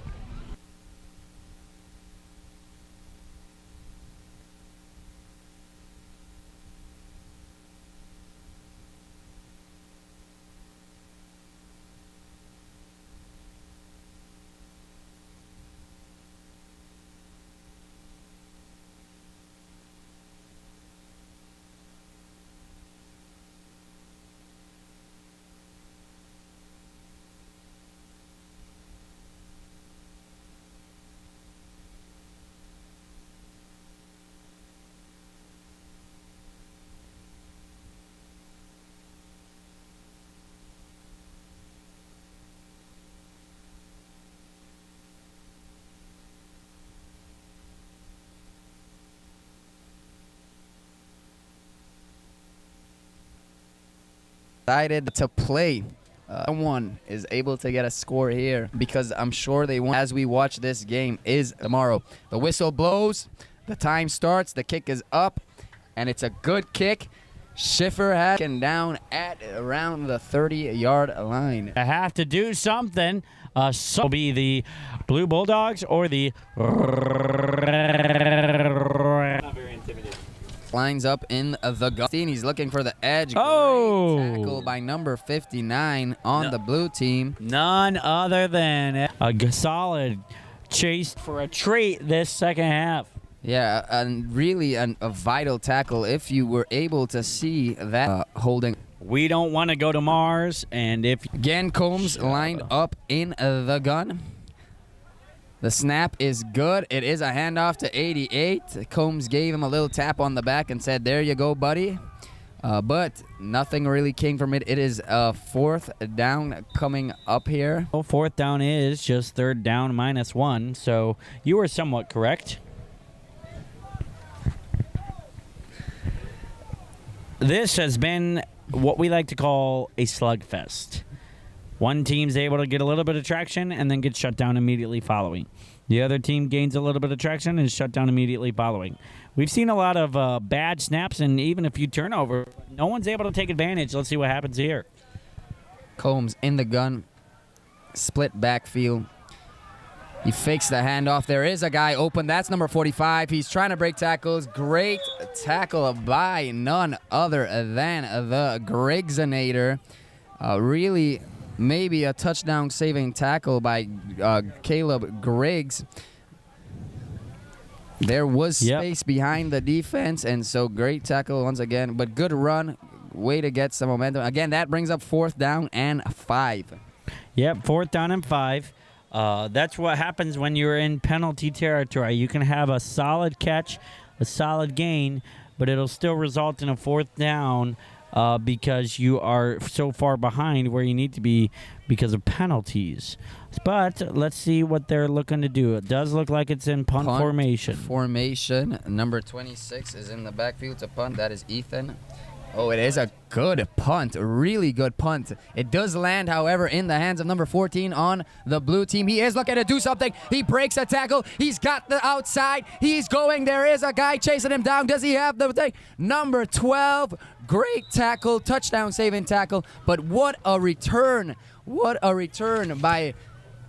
That was exactly right. That was Oliver Areza, the 4th there. And you are right. What a return. He was able to possibly give this game a little bit of juice. This has not been, like I said, it's been a slugfest. Not been the most exciting thing as far as big plays or anything like that up until this moment. So let's see what happens here with the Bulldogs. The punt had the distance. The only one critique that you can possibly say, it was straight down the middle, and that's how Oliver was able to take that and break a few tackles and get some really good yardage. That is correct. Cambridge Wayne Scott, ready for the snap. They have their standard formation, 1 back, 4 wide receivers. gives it to the running back. He's looking to hit a hole. He does that and gains about 4 or 5 yards. Again, we are watching varsity football, so unlike the Pee Wee, the Headbusters, the KFL, there is a lot of good technique that we are seeing out there with the tackles, with the play calls, and so varsity football. I hope you're excited for tomorrow, the Super Bowl. No doubt both of these teams will have something special for us, and so keep tuned. Yes, yes, yes. Cambridge in the shotgun. Gets the snap, hands it off. No hole to be found. Trying to make something happen. Trying to go to the outside, and he is tackled behind the line of scrimmage. Efren Caporali unable to do anything with that, and it is going to be a 3rd and 8 on the play. Again, shout out to the media team getting some great shots for us, different camera angles, some drone footage. A lot goes on into this production, and these guys are just giving time out of their schedule. A lot of guys take vacation time from work, and so all to invest in the next generation. Again, the emphasis of football camp, it cannot be understated, it cannot be overstated. There is definitely a desire for these young men to grow spiritually and make life-changing decisions for eternity. All by himself in the backfield is Wayne Scott. He looks to pass, hits the slant, and the receiver falls forward for multiple yardage. That will be a 1st down most likely, and a solid catch by Caleb Griggs.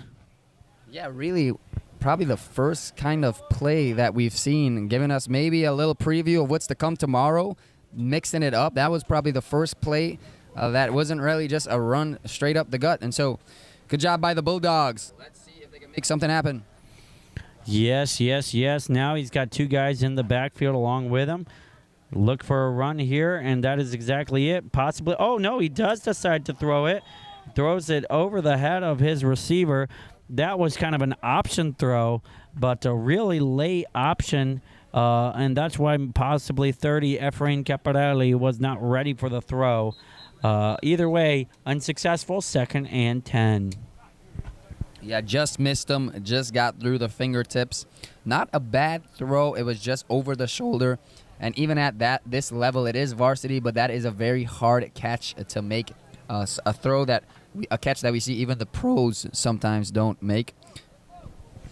No doubt about that. And we are ready for another play. Cambridge is ready to go. He's got 3 guys in the backfield along with him. And we'll see if he wants to toss this one up in the air as he has been. He does. He puts the ball all the way up in the air. It's in the end zone. Off the fingertips.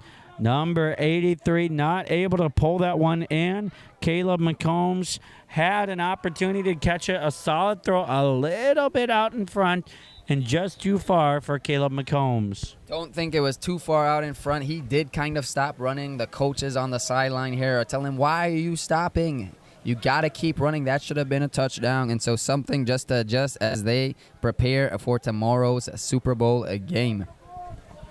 What a throw, right where it needed to be. Unfortunately, the receiver wasn't where he would have liked to have been, and that results in a 3rd and 10 with 3 minutes remaining. Once again, 3 guys in the backfield, but that hasn't stopped them from throwing it before. This time they will run it with the quarterback, trying to make something happen. He does fall forward and gains a solid 4 yards on that run. But it will be 4th down. Will we see a field goal attempt, or will they go for it? I doubt we'll see a punt. Do you think so, Brother Cody? Well, if they punt on their own 10 on the opponent's 10-yard line, that would be definitely something special. I think they are going to attempt a field goal, and this is exciting. Number 72, Juan Lazada, ready for the field goal. The first attempted field goal this game, only the 2nd we've seen this week. Okay, they called the play dead. It looks like the defense was offsides. So that's going to and that kind of threw off the kicker. They're going to get 5 yards for that. It'll be 4th and short. Now does the play call change? I think it will. They probably will go for it. But again, I might try the field goal if I was a coach just to see if that would be a possible play for us come tomorrow. But we'll see what they do. Maybe they work on the QB sneak. Only time will tell. They're in the huddle. They're calling the play. And so as they break from the huddle, we'll be able to see, kind of have an idea of what they are planning on doing. One thing I'm noticing is it looked like on that kick, on that field goal, the holder was set up a lot closer to the line than you're used to seeing.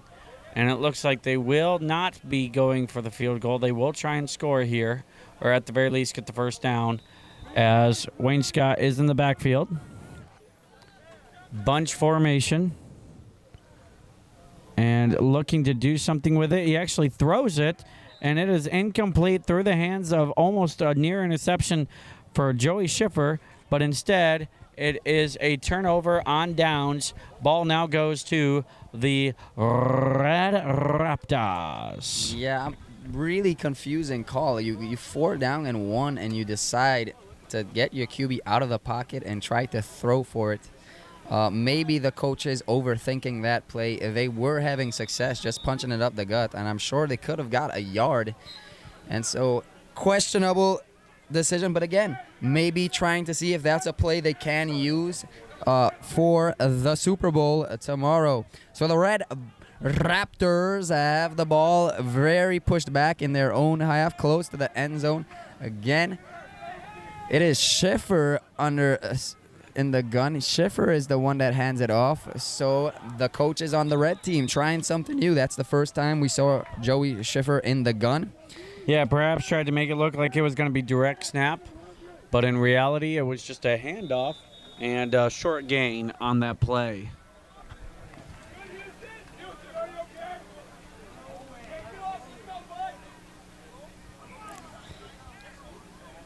Houston got hit, and that's number 85 on the Bulldogs.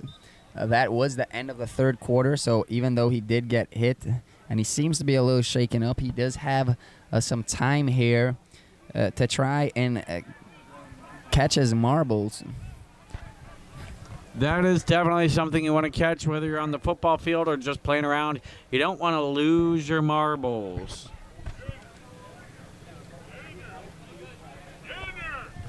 It is almost the fourth quarter, folks. We have ourselves a tie game, 0-0. On the other field, it is 6-8. It looks like the Burgundy are in the lead.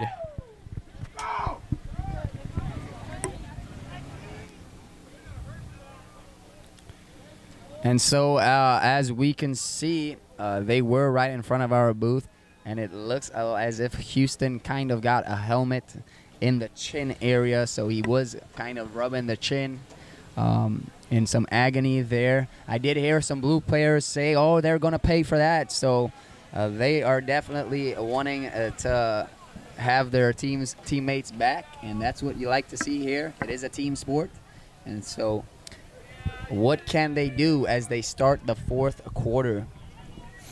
As you just saw, you just scored a field goal with the drone going through the end zone and through the goalpost. That is 3 points for you, the viewer. Congratulations.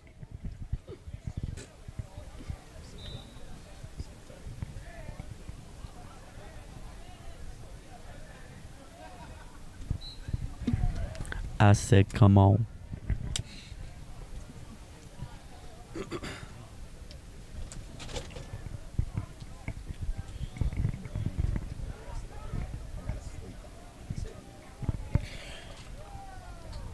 Here we go, red in the gun. The snap is good. Schiffer. Is that a safety? They are calling for the safety. Let's see what the officials call. They're gathering. It looks like it's short so far. Not a safety.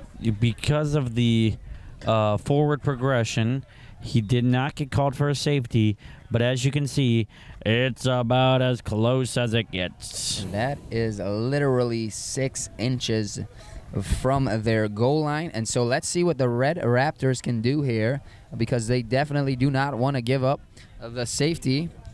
And so let's see if we can get a shot here of how the play goes. And so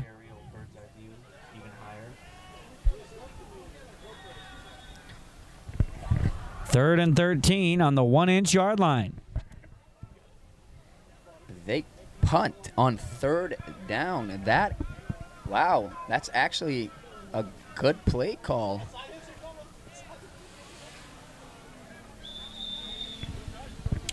Good play call, except for the fact that you don't get to use a down. But if you're that worried about the safety, then that's what you do.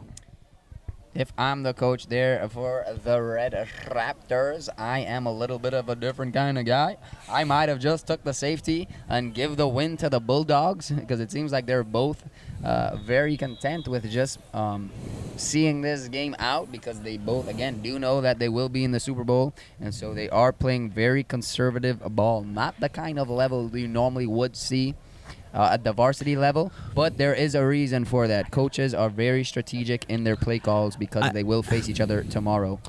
Yeah, but we also know that there's a lot of competitive juices that are on both sidelines. And yeah, it's been 3 quarters of just kind of testing some things out. But as it gets closer to the end zone, as it gets closer to the end of the fourth quarter, we're going to see them try quite hard. We have a throw, and it is broken up. A short throw broken up by number 82 for the red team, none other than your very own Justin D-Ball. Justin D-Ball with an excellent break up there. A quick just snap and throw over to him, but not able to corral it are the Blue Bulldogs as Justin D-Ball gets the break up there. 2nd and 10, fourth quarter, 9:30 remaining.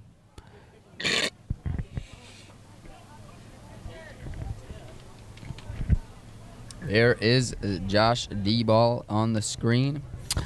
In the formation all by himself, faked the throw, and then ran it. A QB draw, trying to make something happen.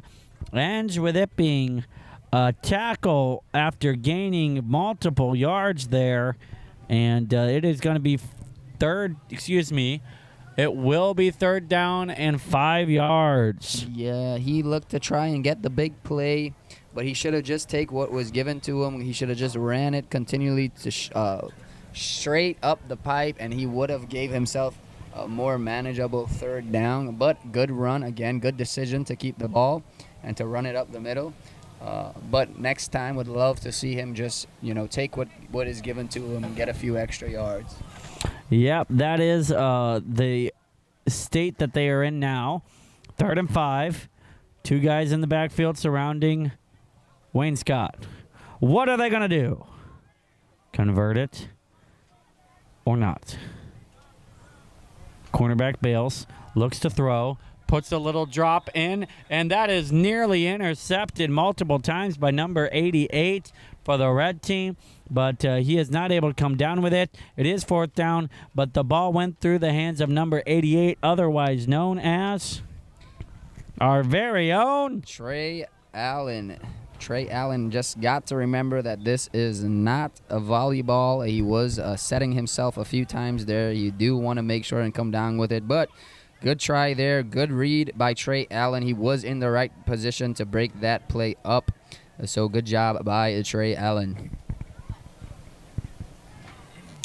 correct Mundo Hermano. 4th down and 5. They got to get something going here. Somebody's got to score. And there is 1 man in the backfield, 4 split out wide. The motion. The fake puts the ball up in the air. He does catch it, and that is a 1st down conversion. Yeah, nice to see the quick slant work there. A double motion to try and throw the defense off. Number 83 came right across the middle, and a perfectly thrown ball right in the space of where 83 was running. So good job there by the QB. As you see, number 83 there on your screen. And so good catch.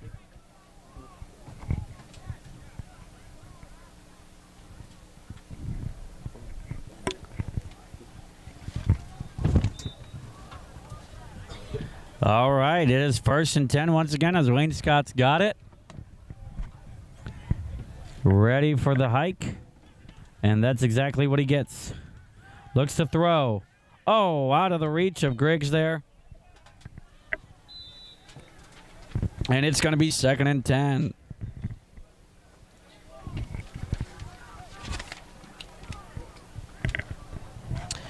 Throw just a little bit outside there for Griggs. Not able to come down with it. And let's see what they're able to do as they're slowly but surely making their way down the field, almost knocking on the door of the red zone and trying to put some points on the board with under 6 minutes to go in this 4th quarter. Yeah, 2nd and 10. Definitely the best drive put together of this entire game. Again, we are in the 4th quarter. There is 5 minutes, 30 seconds left. This is 2nd down and 10 upcoming. Let's see. What can the Blue Bulldogs do? Bark, bark, bark, yappity yap yap. All right. Grown man formation, 5 wide. Gets the snap, spins around, throws the ball. And he did complete that ball, so he does get the yardage on that. A solid catch from none other than number 59 himself, Cutler McCombs. And that's what you want to do. You want to convert on that. And the result is a 3rd and 5. And you got to think at this point in the game they're probably going to go for it. Yeah, if it it gets to seems 4th though down. like the QB and McCombs have good chemistry. That is the 2nd time they went to him, and so keep an eye on that as we get in tomorrow. Surely that will be part of their game plan. Let's see if they run it or if they pass it. Well, looks like it's most likely going to be a pass with the grown man formation. He looks to kick it out, and he's still looking to throw. He does throw, and that is nearly intercepted by the Red Raptors, and just tried to fit it in but wasn't able to do so. And Coach Spencer's letting him know, hey, I appreciate your zeal, but don't overextend yourself. We don't want to give the other team the ball, especially when we're this close to scoring. And it is 4th down. Let's see what they decide to do. 4th down and 5. This might be a good position to try and kick a field goal from here. Again, they do know that they'll be in the Super Bowl tomorrow to see how far their kicker can kick. We have seen in the years prior a Super Bowl was actually won by like a 50-yard field goal. Do you believe that, Brother Andrew? That, I was there. That was an incredible feat. And on 4th and 5, it looks like they will go for it. Let's see how this plays out. Empties out the backfield nearly. Fakes the run. And then he runs it himself. He gets the 1st down, and then he is nearly in the end zone. It is going to be 1st and goal on about the 6-inch line. And man, oh man, they are knocking on the door if I've ever seen it, as they are that close to getting a touchdown. Great run there. He got the room, took what was given to him, stretched his arms out. Unfortunately, just came up a little bit short, but the Bulldogs are knocking on the door. Bark, bark, rawr.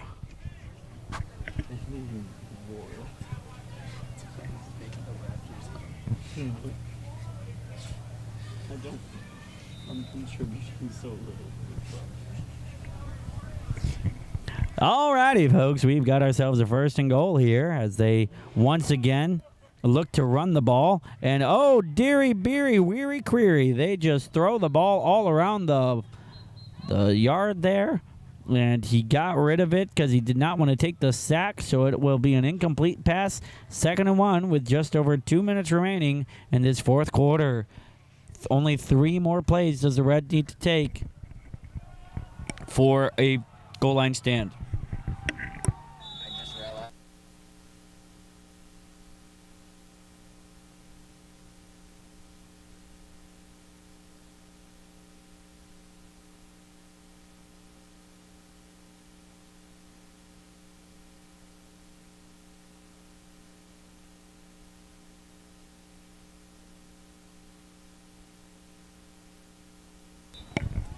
All right, Bulldogs, what can they do here? Let's see. QB takes the snap, throws it. It is incomplete, right through the hands of number 67, holding his head. 67, he's looking up to the heavens, smacking himself in the face and saying, please, Lord, give me grace. He did not do half of those things. But they are already ready to go with the next play.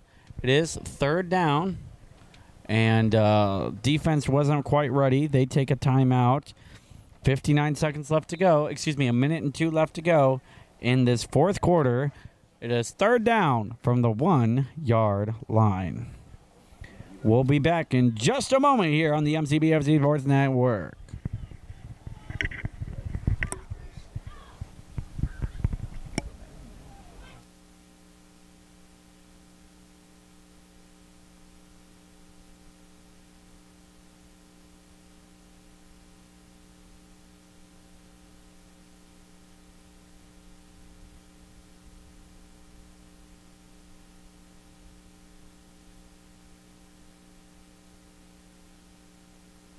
Again, we are so thankful for you who stayed with us for the whole live stream. Continue to share, comment, and like the stream. We had a cracker of a game, an outstanding game, a wonderful 0-0 game. But the Bulldogs, there was a little sarcasm in my voice if you couldn't pick it up, but now you did. And so the Bulldogs, however, are knocking on the door with 3rd and 1. Pretty much 3rd and goal. Let's see. Can they punch it in? Would love to see just a push up the middle, a little power run. But let's see what the play is here. For the first time in a long time, he's going under center. You got to assume it's going to be a quarterback sneak. It is not. It is a handoff to the fullback. And just like that, it's a touchdown!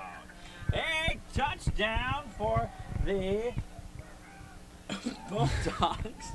And just like that, it is 6-0 because of the touchdown.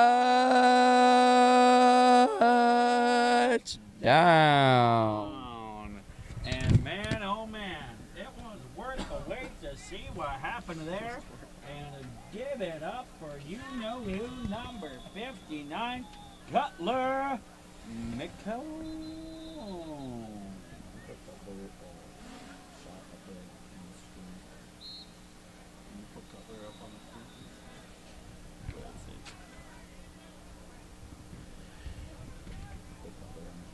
All right, as they break, they are trying to get the 2-point conversion. And so let's see what they do with the 2-point conversion. Will they get it, Brother Andrew? I think they will.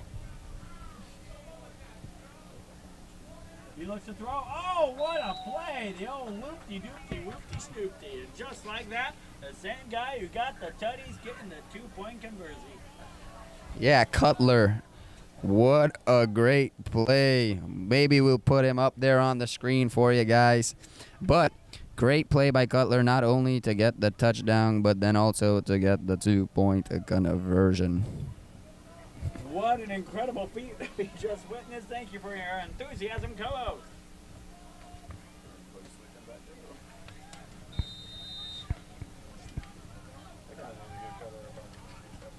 Everybody's sleeping. Maybe they don't have a picture. No, they didn't.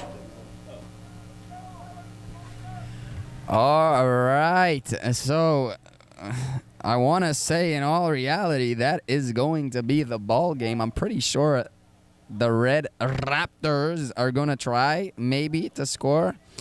To me, if I'm the Red coach, I say, okay, good job, guys. We had a lot of good plays there, showed a lot of good stuff. Let's get back ready for tomorrow. Maybe that's why you're in the booth and not on the sidelines. That is exactly why I'm in the booth and not on the sideline. Daba day. 53 seconds left to go. But seriously, what we've seen so many times in the past is you'll be watching the game and nothing. Then finally one team will score and competition takes over. And what does the next team go down and do? They go down and score. So let's see if that's going to be the case in this scenario, with it being first and 10. Yes, and again, we are going to be excited here to see so many parents come out on Fridays. This is something that we do at football camp. We open it up for parents to come and look at the Super Bowl and to support their son, their friend's son, their grandson. We want you here to view it. We have made okay, it's snapped. It's a bit of a botch snack, but it is picked up by number 14, and it's then thrown away. But we do have all the accommodations here for you. We love to see you out here cheering on these guys. Again, these two teams will be in the Super Bowl, so expect great things tomorrow.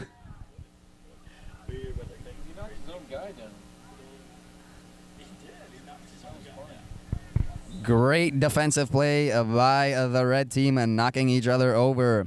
Let's see if they can make... Let's see if they make the adjustment here again. Schiffer is in the backfield. He keeps it. He throws it. It is caught. Great catch. I don't know if he was inbounds or not. We will have the call. He was inbounds. What a catch. So that brings up 3rd down and long. Can the Red Raptors make something happen here? That is a crow. Red in the huddle. Great shot of number... That is accurate. I stand corrected.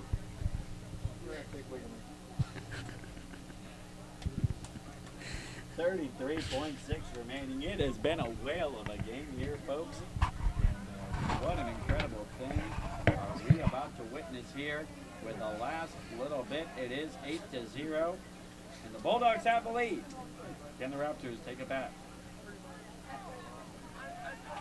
He catches it. He's able to make his way down the field. What do you know? The catch was incredible. The throw was impeccable. And that was sensational. Yeah. Great catch by number 12 there on the red team, Chandler. Great hands. And then able to drop the shoulder and prepare himself for the contact. Great play by the Red Raptors. Let's see if they can make something happen. There's 25 seconds left on the clock. It is a brand new set of downs. 1st and 10. Can the Raptors do something here? If you think so, make sure and drop a comment, a like, subscribe, a share. As soon as Brother Cody released the primal Raptor roar, the Raptors woke up and created a huge play. It is 1st and 10 on the opponent's 41, 25.3 to go. Will they continue to execute as they refresh during this timeout, or will they make it all this way down the field just to fall short, because the Blue Bulldogs have been stalwart defensively up to this point?